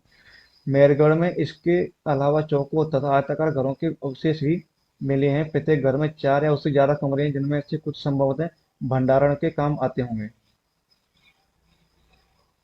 पहले और बाद के स्तर। जब पुरातत्वविदों को किसी जगह की खुदाई करते हैं तो वे कैसे समझते हैं कि कौन से स्तर पहले के और कौन से बाद के हैं। मान लो कि सबसे पहले समतल भूमि लेवल 4 पर रहना शुरू किया। आमतौर पर लोग जहाँ रहते हैं, घर टूटे पर दोबारा वहीं घर बना लेते हैं। टूटे फूटे सामान और कूड़ा करकट भी घरों के आसपास जमा होती रहती हैं। इन कारणों से बस्ती की जमीन धीरे धीरे ऊंची होती रहती है और फिर सैकड़ों साल बाद वहाँ एक टीला बन जाता है। इसलिए जब टीले की खुदाई की जाती है तो सबसे निचला स्तर सबसे पुराना होता है और जिसके बाद के स्तर बाद के युगों के होते हैं। यही ऊपरी तथा निचली आमतौर यही ऊपरी तथा निचली तहें आमतौर पर स्तरों के रूपों में जानी जाती हैं। Sorry। मृत्यु के बाद सामर्थ्य मृतक के सगे संबंधी उसके प्रति सम्मान जताते हैं। लोगों की आस्था है कि मृत्यु के बाद भी जीवन होता है। इसलिए कब्र में मृतकों के साथ कुछ सामान भी रखे जाते थे। मेहरगढ़ में ऐसी कई कब्रें मिली हैं। एक कब्र में एक मृतक के साथ एक बकरी को भी दफनाया गया था। संभवतः इसे परलोक में मृतक के खाने के लिए रखा गया होगा। यह किसी इंसान का कंकाल है जिसके साथ आप बकरी को भी देख सकते हो। ये बकरी की कंकाल इसमें साथ में दिखाए जा रहे हैं। मेहरगढ़ की कब्र का चित्र, क्या तुम बकरी के कंकाल को पहचान सकते हो? ये इंसान का है, ये बकरी का है। यहाँ पर चित्र भी मिला है मेहरगढ़ के घर का चित्र। मेहरगढ़ घर सारे ऐसे दिखते होंगे। तुम जिस घर में रहते हो उसके साथ इस घर की क्या समानता है, चेक कर लेना आप। Page number 29 complete. समानता चेक कर लेना, कमेंट में बता देना क्या समानता है आपके घर की मेहरगढ़ के घर से। दार्जिलिंग हेडिंग मानचित्र 2 पृष्ठ संख्या 14 में दार्जिलिंग हेडिंग ढूंढो। किसी मतलब की नहीं है, ढूंढने की जरूरत भी नहीं, मत ढूंढना। मैं इस बुक की लिंक दे दूंगा, वहाँ से आप इसे डाउनलोड जरूर कर लेना। अगर आप फिजिकल मोड में नहीं कर पाओ तो इसे डाउनलोड करके इसे पढ़ लेना, क्योंकि ये जरूरी है। एनसीईआरटी सेक्शन हिस्ट्री जो कि यूपीएससी के लिए भी था, स्टेट पीएससी और भी other various type of exam के लिए, जो कि हमारी लॉ ऑफ कनेक्टिविटी यानी एक दूसरे सब्जेक्ट को इंटरलिंक करती है। छठवीं सातवीं 8वीं को ऐसे करके पूरी हमारी हिस्ट्री को इंटरलिंक करने में एनसीईआरटी की बहुत बड़ी भूमिका है। तो आप इनको जरूर पढ़ लेना, ठीक है। मैं इसकी पूरी वीडियो डालूंगा ही, साथ में इस वीडियो को 4 पार्ट में डिवाइड करके भी डालूंगा, जिससे इसको पार्ट देखना है वो पार्ट में देख सकता है, जिसको पूरी देखनी है पूरी भी देख सकता है। शुरू करते हैं। यह पुरास्थल चीन और म्यांमार की ओर जाने वाले रास्ते में ब्रह्मपुत्र की घाटी की एक पहाड़ी पर है। यहाँ खरल और मूसल जैसे पत्थरों के उपकरण मिले हैं। इससे पता चलता है कि लोग यहाँ भोजन के लिए अनाज उगाते थे। साथ ही यहाँ से जेडाइट पत्थर भी मिला है। संभवतः यह पत्थर चीन से आया होगा। इसके अतिरिक्त इस पुरास्थल से काष्ठासम अति प्राचीन लकड़ी जो सख्त होकर पत्थर बन गई है के औजार और बर्तन भी मिले हैं। अन्यत्र यानी अदर कहीं। एटलस में तुर्की ढूंढो। नवपाषाण युग के सबसे प्रसिद्ध पुरास्थलों में एक चताल चताल युग तुर्की में है। यहाँ दूर दराज स्थानों से कई चीजें लाई जाती थीं और उनका उपयोग किया जाता था, जैसे सीरिया से लाया गया चकमक पत्थर, लाल सागरी कौड़ियाँ तथा भूमध्य सागर की चीपियाँ। ध्यान रहे कि इस समय तक पहिए वाले वाहनों का विकास नहीं हुआ था। लोग सामान खुद या जानवरों की पीठ पर लाद कर ले जाया करते थे। उपयोग शब्द: कृषक, फार्मर, पशुपालक, नवपाषाण युग, बर्तन, जनजाति, गांव, घर, कब्र। ये किसी काम की नहीं, कल्पना ही करनी, कर लेंगे। Page number 30 complete. तिथियां लिखी हैं आपको कुछ। बचने की प्रक्रिया 12,000 साल पहले। मेरकड़ा में बस्ती का आरंभ लगभग 8,000 साल पहले, यानी ये तो हो गया 12,000 BC और ये हो गया 8,000 BC। ठीक है। खेती करने वाले लोग एक ही स्थान पर लंबे समय तक क्यों रहते थे, ये हमने पढ़ाई है, तो इसका आंसर हम लिख सकते हैं। इन तीनों का आंसर इसका और इसका जरूर लिखना आप। इसको एक कॉपी बना लो, जिसमें क्वेश्चन को लिखना पहले, फिर आंसर लिखना मन से, देख कर नहीं लिखना, तो मतलब क्या निकलेगा, देख कर लिखोगे आप तो। ऐसे सारे जितने क्वेश्चन आंसर के अभी से प्रैक्टिस करना स्टार्ट करोगे, उतने ज़्यादा प्रॉफिट रहेगा आपके लिए। तो अभी से लेकर आज 1 जून है, तो 1 जून से 1 जून मान कर चलो। प्रीलिम्स वाली कब हो, यूपीएससी 2022 की प्रीलिम्स कभी भी हो सकती है, इसका कोई पता नहीं है। अभी की 2021 के अक्टूबर में होगी, 10 अक्टूबर में, लेकिन 2022 की जून जून मान के चलो, हमें जून तक पूरा सब कुछ कंप्लीट करके रखना है, चाहे कुछ भी हो जाए, किसी भी हालत में। ठीक है। हमारे 1 जून 2021 से 1 जून 2022 टारगेट है। ठीक है, इसको ध्यान रखना। 2022 तक पूरा सिलेबस कंप्लीट करना है, आईएएस का, यूपीएससी का पूरा सिलेबस, ऑप्शनल सेट्स कंप्लीट करना है। मैं जो कुछ भी पढ़ूंगा वो सारा रिकॉर्ड करूंगा ही। आप कुछ इन्फॉर्मेटिव लगे तो पढ़ लेना, नहीं लगे तो मत देखना, जैसे आपकी मर्जी। अध्याय 4 आरंभिक नगर, पुराने भवन का संरक्षण। ठीक है, इस पूरी कहानी को पढ़ने की कोई जरूरत नहीं है, इसको छोड़ो। हड़प्पा की कहानी। अक्सर पुरानी इमारत अपनी कहानी बताती है। लगभग 150 साल पहले जब पंजाब में पहली बार रेलवे लाइन बिछाई जा रही थी, तो इस काम में जुटे इंजीनियरों को अचानक हड़प्पा पुरास्थल मिला, जो आधुनिक पाकिस्तान में है। उन्होंने सोचा कि ये एक ऐसा खंडर है जहाँ से अच्छी ईंटें मिलेंगी। ये सोचकर वे हड़प्पा के खंडरों से हजारों ईंटें फाड़ ले गए, जिससे उन्होंने रेलवे लाइनें बिछाई। इससे कई इमारतें पूरी तरह से नष्ट हो गई। ठीक है। इसके बाद लगभग 80 साल पहले पुरातत्वविदों ने इस स्थल को ढूंढा और तब पता चला कि ये नहर नहीं, ये खंडहर उपमहाद्वीप के सबसे पुराने शहरों में से एक है। चूंकि नगर की खोज सबसे पहले हुई थी, इसलिए बाद में मिलने वाले इस तरह के सभी पुरास्थलों में जो इमारतों चीजें मिली, उन्हें हड़प्पा सभ्यता की इमारतें कहा गया। इन शहरों का निर्माण लगभग 4700 साल पहले हुआ था। 32 कंप्लीट। 33 स्टार्ट। प्राय पुरानी इमारतों को तोड़कर उनकी जगह नए भवन बनाए जाते हैं। क्या तुम्हें लगता है कि पुरानी इमारतों को संरक्षित रखना चाहिए? ये किसी का अलग अलग विचार हो सकते हैं। नहीं रखना चाहिए या नहीं रखना चाहिए, आपके ऊपर डिपेंड करता है। इन नगरों की विशेषता क्या थी? इन नगरों में से कई को दो या उससे ज्यादा हिस्सों में विभाजित किया गया था। प्राय पश्चिमी भाग छोटा था लेकिन ऊंचाई पर बना था, और पूर्वी हिस्सा बड़ा था लेकिन निचले इलाके में ऊंचाई वाले भाग को पुरातत्वविदों ने नगर दुर्ग कहा है, और निचले हिस्सों को निचला नगर कहा है। दोनों हिस्सों की चारदीवारियां पक्की ईंटों की बनाई जाती थी।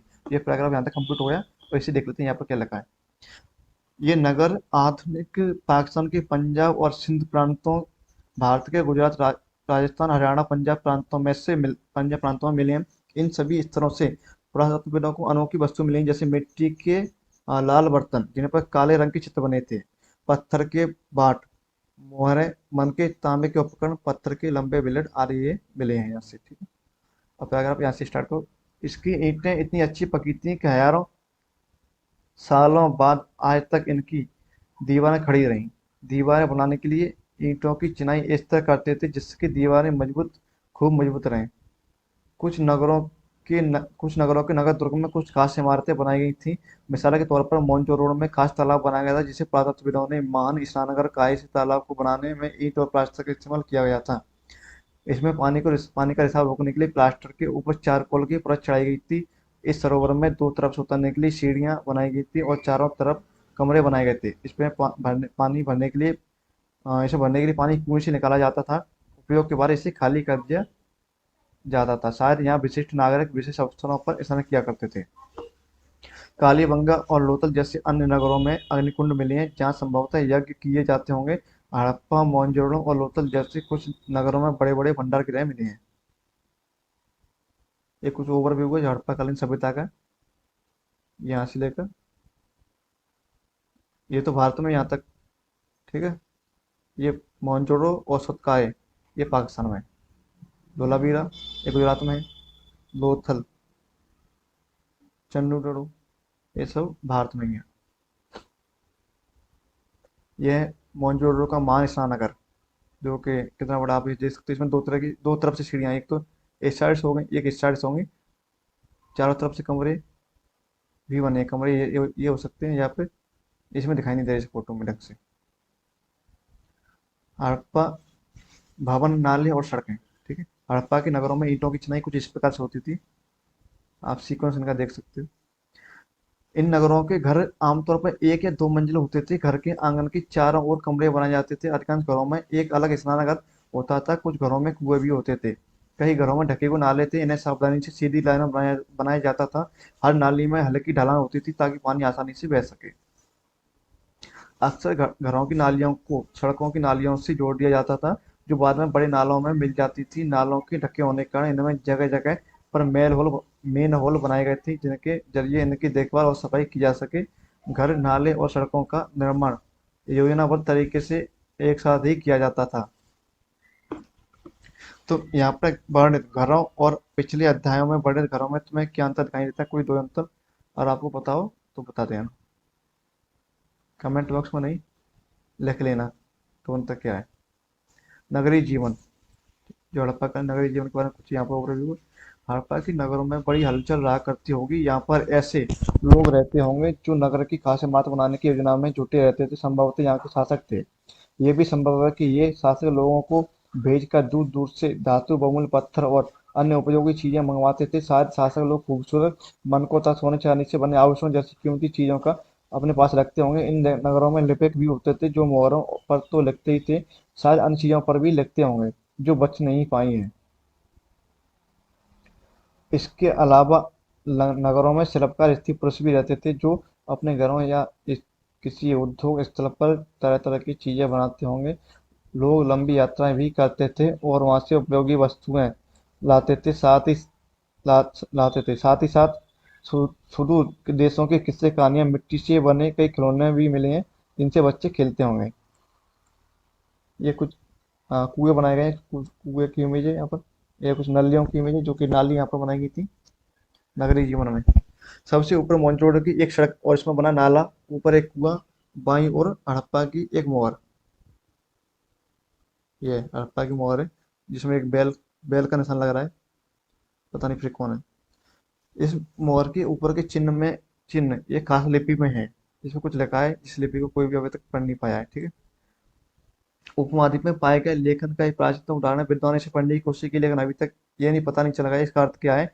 दाईं ओर नीचे पक्की मिट्टियों के खिलौने, ये मिट्टी के पके खिलौने, जैसे मिट्टी के पकी हुई मिट्टी के खिलौने हैं। ठीक है, पेज नंबर 35 कंप्लीट, 36 स्टार्ट। नगर और नए शिल्प। आओ अब कुछ ऐसी चीजों के बारे में अध्ययन करें जो हड़प्पा की नगरों से प्राप्त हुई हैं। पुरातत्वविदों को जो चीजें वहां मिली हैं उनमें अधिकतर पत्थर, शंख, तांबे, कांसे, सोने और चांदी जैसी धातुओं से बनाई गई थी। तांबे और कांसे से औजार, हथियार, गहने और बर्तन बनाए जाते थे। सोने और चांदी से गहने और बर्तन बनाए जाते थे। यहाँ मिली सबसे आकर्षक आकर्षक सॉरी बहुत ज़्यादा हो गए पढ़ते पढ़ते तो जीव कुछ वैसा कर रही। आकर्षक वस्तुओं में मन के वाट और फलक हैं। ये कुछ जेवर हैं जो कि लड़कियों के लिए हैं, ये पता नहीं क्या है। ऊपर पत्थर के वाट, ये पत्थर के वाट है जो कि किसी चीज़ को तोलने के काम आते होंगे।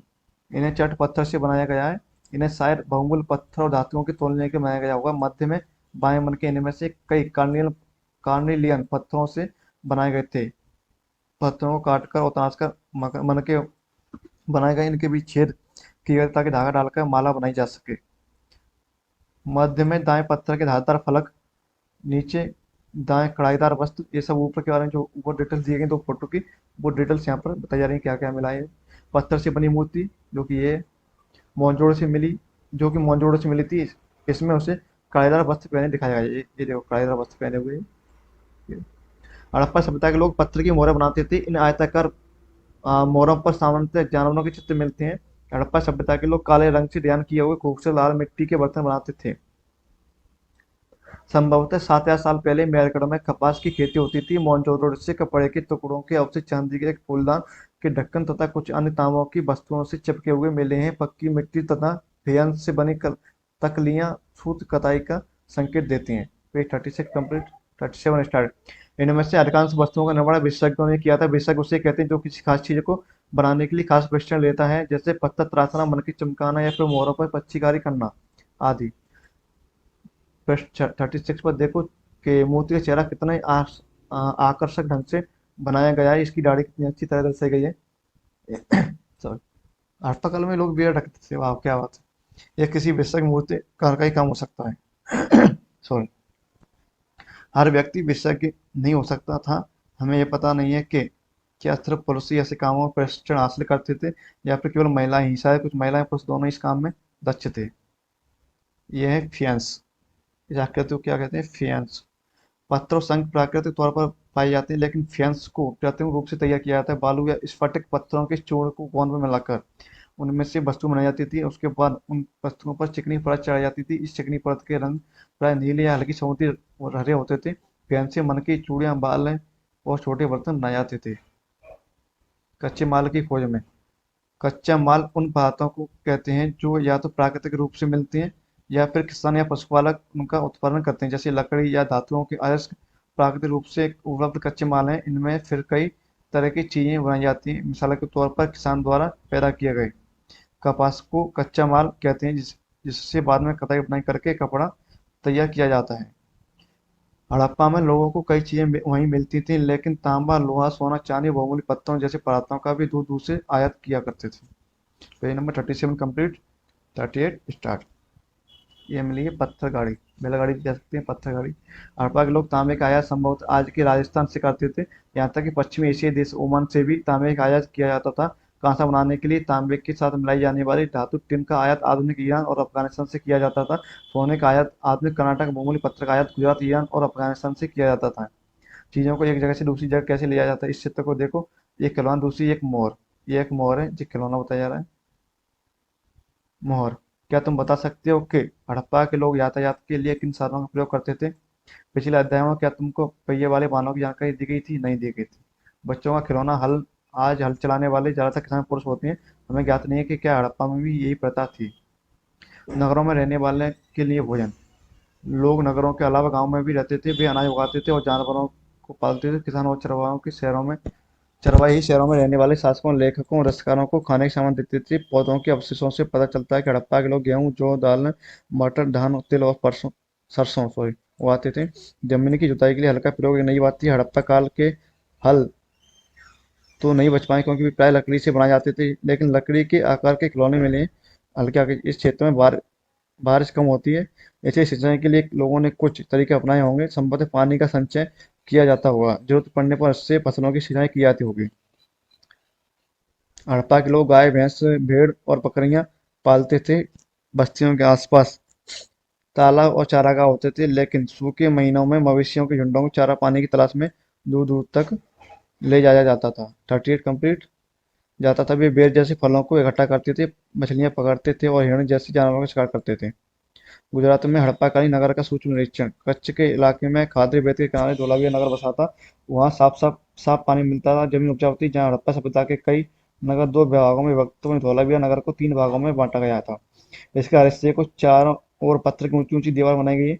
इसके अंदर जाने के लिए बड़े बड़े प्रवेश द्वार थे। इस नगर में एक खुला मैदान भी था जहाँ सार्वजनिक कार्यक्रम आयोजित किए जाते थे। यहाँ मिले कुछ अवशेषों में हड़प्पा लिपि के बड़े बड़े अक्षरों को पत्थरों में खुला पाया गया। इन अभिलेखों को संभवतः लकड़ी में जड़ा गया था।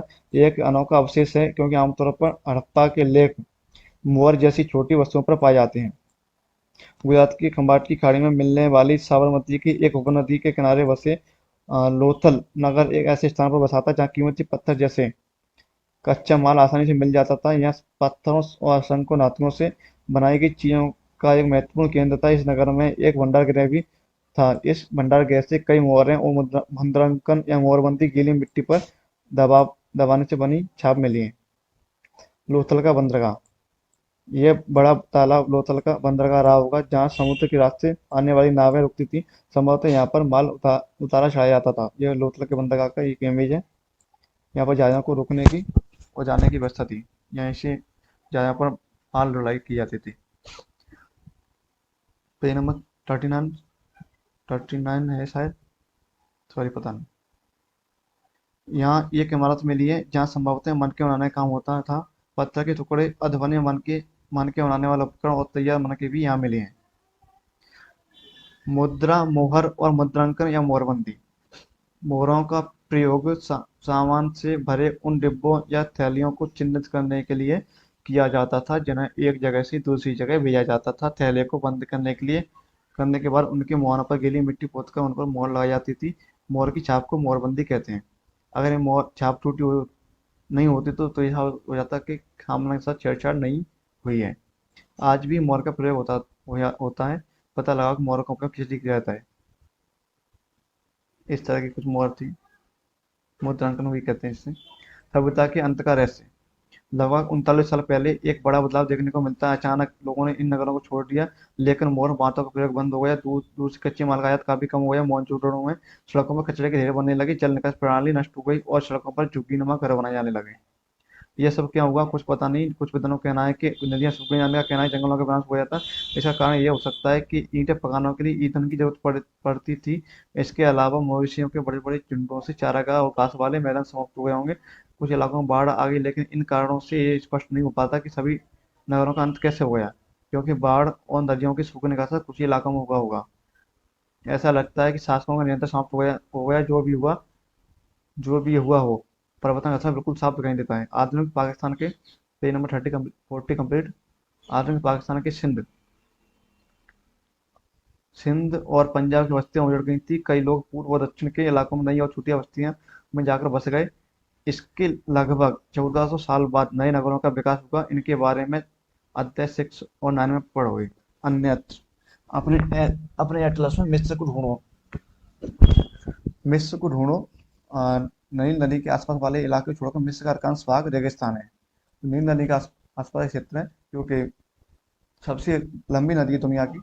उसके आसपास का क्षेत्र है वो हरा भरा है, लेकिन जो मिस्र का पूरा क्षेत्र है वो सब रेगिस्तान है। जैसे आप देख सकते हो पिरामिड, एक पिरामिड और है, 3 पिरामिड है जो सबसे महत्वपूर्ण माने जाते हैं। वैसे तो बहुत है, पर तीनों एक ही सीध में है। ये रहा। लगभग 5,000 रुपये मिस्र में शासन करने वाले राजाओं ने सोना, चांदी, हाथीदांत, लकड़ी और हीरे जमात लाने के लिए अपनी सेनाएं दूर दूर तक भेजी। इन्होंने बड़े बड़े मकबरे बनवाए जिन्हें पिरामिड के नाम से जाना जाता है। राजाओं के मरने पर उनके शवों को इन्हीं पिरामिडों में दफनाकर सुरक्षित रखा जाता था। इन शवों को मम्मी कहा जाता है। उनके शवों के साथ और भी अनेक चीजें दफनाई जाती थी। इनमें खाद्यान्न, पेय, वस्त्र, गहने, बर्तन, वाद्य यंत्र, हथियार और जानवर भी शामिल हैं। कभी कभी शव के साथ तो उनके सेवक और सेविकाएं को भी दफना दिया जाता था। दुनिया के इतिहास में शवों को दफनाने की परंपरा को देखते हुए मिस्र में सबसे ज्यादा धन दौलत खर्च किया जाता था। क्या तुम्हें लगता है कि मरने के बाद इन राजाओं को इन चीजों की जरूरत पड़ी होगी? यहाँ पड़ी होगी ना, स्वर्ग में जाने के बाद। कल्पना करो, नहीं मिलेंगे। 41 कंप्लीट। कुछ रेस्ट लेने की जरूरत है, पर थोड़ी देर बाद लूंगा मैं। सारे 50 पेज कंप्लीट हो जाने पर। उपयोग शब्द। नगर, नगरदोग, शासक, लिपिक जिसे वो किलक कहते हैं, मोहर, शिल्पकार, धातु, विशेषज्ञ, कच्चा माल, हल, सिंचाई। जो टेराकोटा की मूर्ति, टेराकोटा मतलब क्या होता है? जो मिट्टी की बनी हुई मूर्ति होती है उन्हें टेराकोटा की मूर्ति कहते हैं। इस अध्याय में पकी मिट्टी टेराकोटा बने सभी खिलौनों की सूची बनाओ। इनमें से कौन कौन से खिलौने बच्चों को ज्यादा पसंद आए होंगे? चेक चेक कर लेंगे कौन कौन से आए होंगे, पूछ कर देख लें। सॉरी, वैसे मजाक कर रहा था। कुछ महत्वपूर्ण तिथियां। अमेरिका में कपास की खेती लगभग 7,000 साल पहले। नगरों का आरंभ 47 साल पहले। हड़प्पा के नगरों की अंत की शुरुआत 39 साल पहले। अन्य नगरों का विकास लगभग 25 साल पहले हुआ है। इन क्वेश्चनों को लिखेंगे और आंसर भी लिखेंगे। आंसर राइटिंग प्रैक्टिस हो जाएगी सिंपल सी अच्छी सी। अध्याय चैप्टर 5 स्टार्ट। अध्याय 4 कंप्लीट हो गए। इनको करते हैं रिमूव यहाँ से। एक कहानी हमारे किसी काम की नहीं। क्या बताती हैं हमें किताबें और कब्रें? दुनिया की प्राचीनतम ग्रंथों में एक। शायद तुमने वेदों के बारे में सुना होगा। वेद चार है: ऋग्वेद, यजुर्वेद, सामवेद, अथर्ववेद। सबसे पुराना वेद है ऋग्वेद, जिसकी संरचना नहीं, रचना लगभग 3500 साल पहले हुई। ऋग्वेद में 1000 से ज्यादा ऋचाएं ऋचाएं हैं, जिन्हें सूक्त कहा गया है। सूक्त का मतलब है अच्छी तरह से बोला गया। ये विभिन्न देवी देवताओं की स्तुति में रचे गए हैं। इनमें से तीन देवता बहुत महत्वपूर्ण है: इंद्र, अग्नि और सोम। आग की देवता इंद्र, युद्ध की देवता, और सोम एक पौधा है जिससे एक खास पेय पदार्थ बनाया जाता था। ऋग्वेद में 1080 प्लस रचनाएं, लेकिन इसमें 10 मंडल। वैसे वैसे आप पढ़ोगे तो 1028 कहीं पर, 1027 लिखा आता है, और 10 मंडल है इसमें। सबसे लास्ट का मंडल कौन सा है, ये कमेंट बॉक्स में बताना आप। वैदिक प्रार्थनाओं की रचना ऋषियों ने की थी। आचार्य विद्यार्थियों को इन्हें अक्षरों, शब्दों और वाक्यों में बांटकर स्वर स्वर पाठ और कंठस्थ करवाते थे। अधिकांश सूक्तों के रचयिता सीखने और सिखाने वाले पुरुष थे। कुछ प्रार्थनाओं की रचना महिलाओं ने भी की थी। ऋग्वेद की भाषा प्राक संस्कृत या वैदिक संस्कृत कहलाती है। तुम स्कूलों में जो संस्कृत पढ़ते हो उसमें ये भाषा थोड़ी भिन्न है। 43 कंप्लीट। संस्कृत और अन्य भाषाएं। संस्कृत भाषा भारतीय संस्कृत भाषा भारत यूरोपीय भाषा प्रवर का हिस्सा है। भारत की कई भाषाएं असमिया, गुजराती, हिंदी, कश्मीरी, सिंधी, एशियाई भाषाएं जैसे फारसी तथा यूरोप की बहुत सी भाषाएं जैसे अंग्रेजी, फ्रांसीसी, जर्मन, ईमानी, इतालवी, स्पेनिश आदि इसी प्रभाव से जुड़ी हैं। वाह क्या बात है यार, संस्कृत से जुड़ी होंगी इतनी भाषाएं। उन्हें एक भाषा प्रभाव इसलिए कहा जाता है क्योंकि आरंभ में इनमें कई शब्द एक जैसे थे। उदाहरण के लिए मात्र संस्कृत, संस्कृत, माँ हिंदी और मदर अंग्रेजी शब्द को देखो। क्या तुम्हें इनमें कुछ समानता नजर आती है? उपमहाद्वीप में दूसरी भाषा प्रवारों की भी भाषाएं बोली जाती हैं। उदाहरण के लिए पूर्वोत्तर प्रदेशों में, पूर्वोत्तर क्षेत्र यानी जो भारत की सेवन सिस्टर कहलाती हैं। सेवन सिस्टर सेवन सिस्टर क्या है, इसका आंसर भी आपको कमेंट बॉक्स में करना है। तिब्बत बर्मा परिवार की भाषाएं बोली जाती हैं। तमिल, तेलुगु, कन्नड़ और मलयालम द्रविड़ भाषा परिवार की भाषाएं हैं, जबकि झारखंड और मध्य भारत की कई समय बोली जाने वाली भाषाएं ऑस्ट्रो एशियाटिक परिवार से जुड़ी हैं। ऑस्ट्रो एशियाटिक, ठीक है। हम जिन किताबों को पढ़ते हैं वे लिखी और छापी गई हैं। ऋग्वेद का उच्चारण किया जाता था, श्रवण किया जाता था, ना कि पढ़ा जाता था।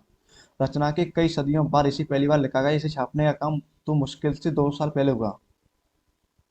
इतिहासकार ऋग्वेद का अध्ययन कैसे करते हैं? इतिहासकार पुरातत्वविदाओं की तरह ही अतीत के बारे में जानकारी इकट्ठी करते हैं, लेकिन भौतिक अवशेषों के अलावा वे लिखित स्रोतों का भी उपयोग करते हैं।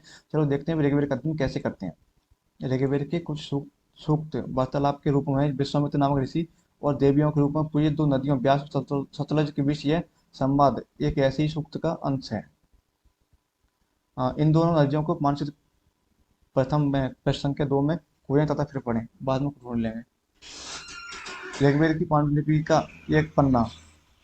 भोजी वृक्ष की छाल पर लिखी यह पांडुलिपि कश्मीर में पाई गई। लगभग 150 वर्ष पहले ऋग्वेद को सबसे पहले किसी पर छापने किसी पहले छाप पहले सॉरी पहली बार छापने के लिए इसका उपयोग किया गया। इसी पांडुलिपि को देखकर अंग्रेजी अनुवाद तैयार हुआ। यह पांडुलिपि पूरे महाराष्ट्र के पुस्तकालय में सुरक्षित है। यह है ऋग्वेद की पांडुलिपि। इसमें कुछ लिखा गया है संस्कृत में, जिसका नाम है प्राक वैदिक संस्कृत। जो हमारी संस्कृत है उससे थोड़ा डिफरेंट है, थोड़ा उसे टफ कह सकते हैं। विश्वामित्र और नदियों में जो संवाद हुआ है वो यहाँ पर है। कुछ इसका ओवरव्यू वैसे देख लेते हैं। वैसे ऐसी जरूरत तो है नहीं इसकी, इसको चेक कर लेते हैं। विश्वामित्र हे नदियों, अपने बछड़ों को चाटती हो वही दो दमकती गायों की तरह दो फुर्तीले घोड़ों की चाल से पहाड़ों से नीचे आओ। इनके द्वारा दी हुई शक्ति से स्फूर्त तुम रथों की गति से सागर की ओर बह रही हो। तुम जल से परिपूर्ण हो, एक दूसरे से मिल जाना चाहते हो। नदियां क्या कहती है फिर? जल से परिपूर्ण हम देवताओं के बनाए रास्ते पर चलते हैं, एक बार निकलने पर हमें रुकना नहीं जा सकता। फिर सी तुम हमसे प्रार्थना क्यों कर रहे हो? विश्वामित्र कहते हैं, हे बहनों, मुझ गाय की प्रार्थना सुनो। मैं रथों गाड़ियों सहित बहुत दूर से आया हूँ। कृपा करके अपने जल को हमारे रथों गाड़ियों की धुरियों के ऊपर न उठाओ, ताकि हम आसानी से उस पर जा सकें। नदियां, हम तुम्हारी प्रार्थना सुनाएंगे जिससे तुम सब सुरक्षित से पार जा सको। इतिहासकार यह बताते हैं कि ये प्रार्थना उस क्षेत्र में रची गई होगी जहाँ ये नदियां बहती हों।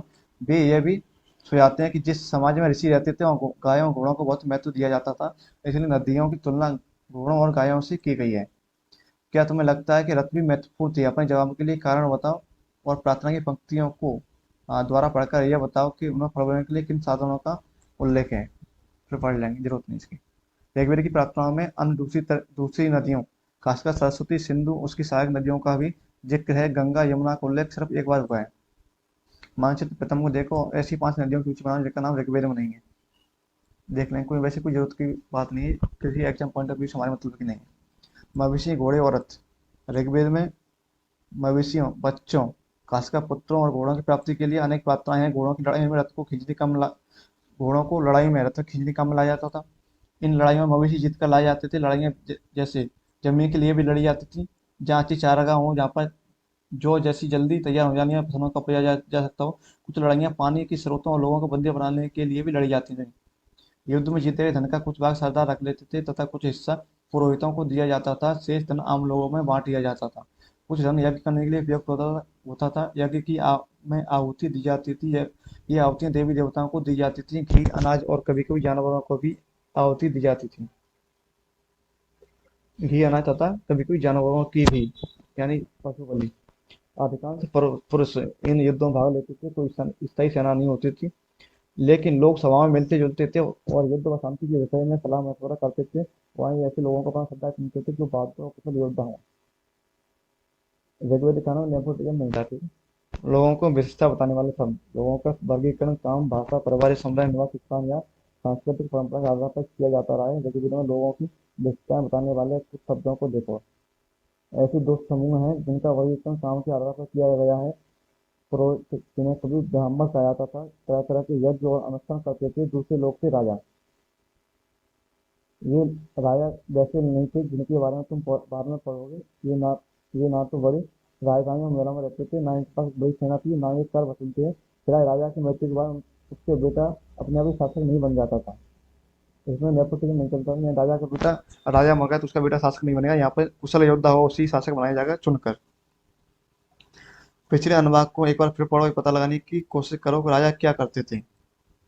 इतनी जरूरत नहीं ज़्यादा जानने की। जनता या पूरे समुदाय के लिए दो शब्दों का इस्तेमाल होता था।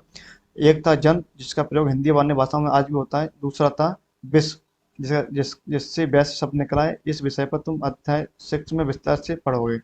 ऋग्वेद में विश्व और जनों के नाम मिलते हैं, इसलिए हमें पुरुजन या विश्व, भरतजन या विश्व, यदुजन या विश्व जैसे कई उल्लेख मिलते हैं। तुम्हें इनमें से कोई नाम जाना पहचाना लगता है? विश्व यानी विश्वपति। विश्व का प्रधान कौन होता था? विश्वपति। जिन लोगों ने इन प्रार्थनाओं की रचना की वे कभी कभी खुद को आर्य कहते थे तथा अपने विरोधियों को दास या दस्यु कहते थे। दस्यु वे लोग थे जो यज्ञ नहीं करते थे, शायद दूसरी भाषा बोलते थे। बाद के समय में दास स्त्रीलिंग, दासी शब्द का मतलब गुलाम हो गया। दास वे स्त्री और पुरुष होते थे जिन्हें युद्धों में बंदी बनाया जाता था। उन्हें उनके मालिक की जायदाद माना जाता था। जो भी काम मालिक चाहे उन्हें उन्हें सब करना पड़ता था। जिस युग में उपमहाद्वीप के उत्तर पश्चिम में ऋग्वेद की रचना हो रही थी, उसी समय दूसरी जगहों पर एक अलग तरह का विकास हो रहा था। देखो वहाँ क्या हो रहा था। खामोश प्रहरी कहानी महापाषाणों की। अगले पृष्ठ के चित्रों को देखो। ये शिलाखंड महापाषाण, बड़ा पाषाण, महा मतलब क्या होता है? बड़ा पाषाण। पाषाण में से पत्थर नाम से जाने जाते हैं। ये पत्थर दफन करने की जगह पर लोगों द्वारा बड़े करीने से लगाए गए थे। महापाषाण कब्रें बनाने की प्रथा लगभग 3000 साल पहले शुरू हुई। यह प्रथा दक्कन, दक्षिण भारत, उत्तर पूर्वी भारत, कश्मीर में प्रचलित थी। कुछ महत्वपूर्ण महापाषाण प्रस्थल मानचित्र 2 में दिखाए गए हैं। कुछ महापाषाण जमीन के अंदर ही दिख जाते हैं, कुछ महापाषाण जमीन के भीतर भी होते हैं। Page number 47 complete, 48 start. ये महापाषाण का कुछ ओवरव्यू दिया गया है। कई बार पुरातत्वविदों को गोलाकार सजा हुए पत्थर मिलते हैं। कई बार अकेला खड़ा हुआ पत्थर मिलता है। यही एकमात्र प्रमाण है जो जमीन के नीचे कब्रों को दर्शाता है। महापाषाण के निर्माण के लिए लोगों को कई तरह के काम करने पड़ते थे। हमने जो कार्यों की सूची बनाई है उन्हें क्रमबद्ध करो। ऐसे क्रमबद्ध करने की कोई जरूरत नहीं, हमारे काम की नहीं है। ऊपर इस तरह के महापाषाण को ताबू सावधान शिष्ट कहा जाता है। यहाँ दिखाए गए शिष्ट में एक पोर्ट होल, बड़ा सुराख है जो सारे पत्थरों से बने हुए कमरों में जाने का रास्ता था, जैसे इस तरह।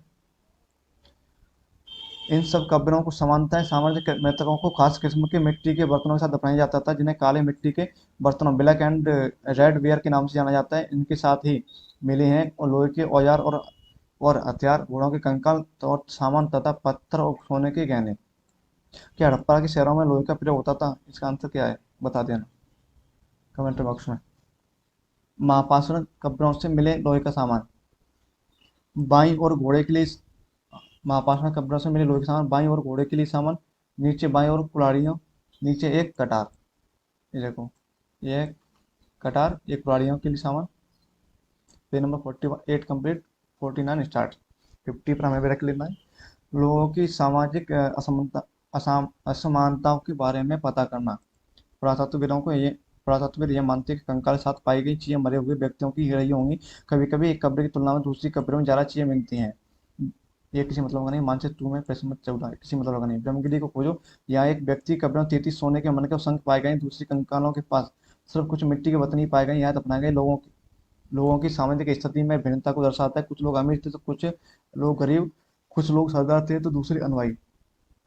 यहाँ कुछ कब्रगाहें खास परिवारों के लिए भी थीं। कभी कभी मापाषाण में एक सारे कंकाल मिले हैं। वे ये दर्शाते हैं कि शायद एक ही परिवार के लोगों को एक ही स्थान पर अलग अलग समय पर दफनाया गया था। बारह मरने वाले लोगों को पोर्ट हॉल के रास्ते कब्रों में लाकर दफनाया जाता था। ऐसे स्थान पर गोलाकार लगा के पत्थरों या चट्टानों को चिन्हों का काम करते थे, जहाँ लोग आवश्यकता अनुसार शवों को दफनाने दोबारा आ सकते थे। इनाम गांव के विशिष्ट व्यक्ति की कब्र। एक से मतलब नहीं, प्रश्न के इनाम गांव को खोजो। ये भीमा की सहायक नदी घोड़ के किनारे एक जगह है। भीमा नदी की सहायक नदी क्या है? घोड़। ये रही, अंडरलाइन करने ना। इस जगह पर 3600 से 2700 साल पहले लोग रहते थे। यहाँ वयस्क लोगों को प्राय गड्ढे में सीधा लिटाकर दफनाया जाता था। उनका सिर उत्तर की ओर होता था। कई बार उन्हें घर के अंदर ही दफनाया जाता था। ऐसे बर्तन जिनमें शायद खाना और पानी हो दफनाए गए शवों के पास रख दिए जाते थे। एक आदमी को 5 कमरों वाले मकान के आंगन में 4 पैरों वाले मिट्टी के एक बड़े से संदूक में दफनाया गया था। बस्ती के बीच में बसा, पेज नंबर 49 कंप्लीट। बीच में बसा यह घर गांव के सबसे बड़े घरों में एक था। इस घर में एक अनाज का गोदाम भी था। सबके पैर मुड़े हुए थे। क्या तुम्हें लगता है कि यह किसी सरदार का शव था? अपने जवाब का कारण बताओ। क्या बताते हैं हमें कंकालों का अध्ययन। छोटे आकार के छोटे आकार के आधार पर एक बच्चे के कंकाल को आसानी से पहचाना जा सकता है, लेकिन एक बच्चे और बच्ची के कंकाल के बीच कोई बड़ा फर्क नहीं होता। क्या हमें यह पता लगा सकते हैं कंकाल किसी पुरुष का था या स्त्री का? कभी कभी लोग कंकाल के साथ मिले सामान का आधार पर इसका अंदाजा लगाते हैं। उदाहरण के लिए यदि कंकाल के साथ गहने मिलते हैं तो उसमें कई बार महिला कंकाल मान लिया जाता है, लेकिन ऐसी समझ का समस्या है। अक्सर पुरुष भी आभूषण पहनते थे। कंकाल लिंग पहचानने का बेहतर तरीका उसकी है स्त्रियों की जांच। क्योंकि महिलाएं बच्चों को जन्म देती हैं, इसलिए उनका कटी प्रदेश या कूला पुरुष में ज्यादा बड़ा होता है। ये समझ कंकालों का अध्ययन पर आधारित है। आज से 2000 साल पहले चरक नामक एक प्रसिद्ध वैद्य थे। उन्होंने चिकित्सा शास्त्र पर चरक संहिता नाम की किताब लिखी है। वे कहते हैं कि मनुष्य के शरीर में 360 हड्डियां होती हैं। ये आधुनिक शरीर रचना विज्ञान दोष है। हड्डियों से काफी ज्यादा है। संभवतः चरक ने अपनी गिनती में दांत दांत दांत की हड्डियों की जोड़ और कार्टिलेज जोड़ की संख्या बताई थी। तुम्हारे अनुसार शरीर के बारे में इतनी विस्तृत जानकारी कैसे इकट्ठा की होगी? जो चरक ने इतनी जानकारी इकट्ठा की वो कैसे की होगी? आप इसके बारे में कुछ बता सकते हो तो बता देना। इनाम गांव के लोगों के काम धंधे। इनाम गांव के पुरातत्वविदों को गेहूं, जौ, चावल, दाल, बाजरा, मटर और तिल के बीज मिले हैं। इनमें कई जानवरों की हड्डियां भी मिली हैं। कई हड्डियों पर काटने के निशान से ये अंदाजा होता है कि लोग इन्हें खाते होंगे। गाय, बैल, भैंस, बकरी, भेड़, कुत्ता, घोड़ा, गधा, सुअर, सांवर, चितकबरा, हिरण, कृष्णमृग, खरहा, नेवला, चिड़िया, घड़ियाल, कछुआ, केकड़ा और मछलियों की हड्डियां भी पाई गई हैं। ऐसे साक्ष्य मिले हैं कि बेर, आंवला, जामुन, खजूर और कई तरह की रसवड़ियां एकत्रित की जाती थी। पेज 50 कंप्लीट हो गया। पेज पेज 51 को स्टार्ट करेंगे, लेकिन अब लेते हैं 10 मिनट का ब्रेक। उसके बाद इसे स्टार्ट करेंगे।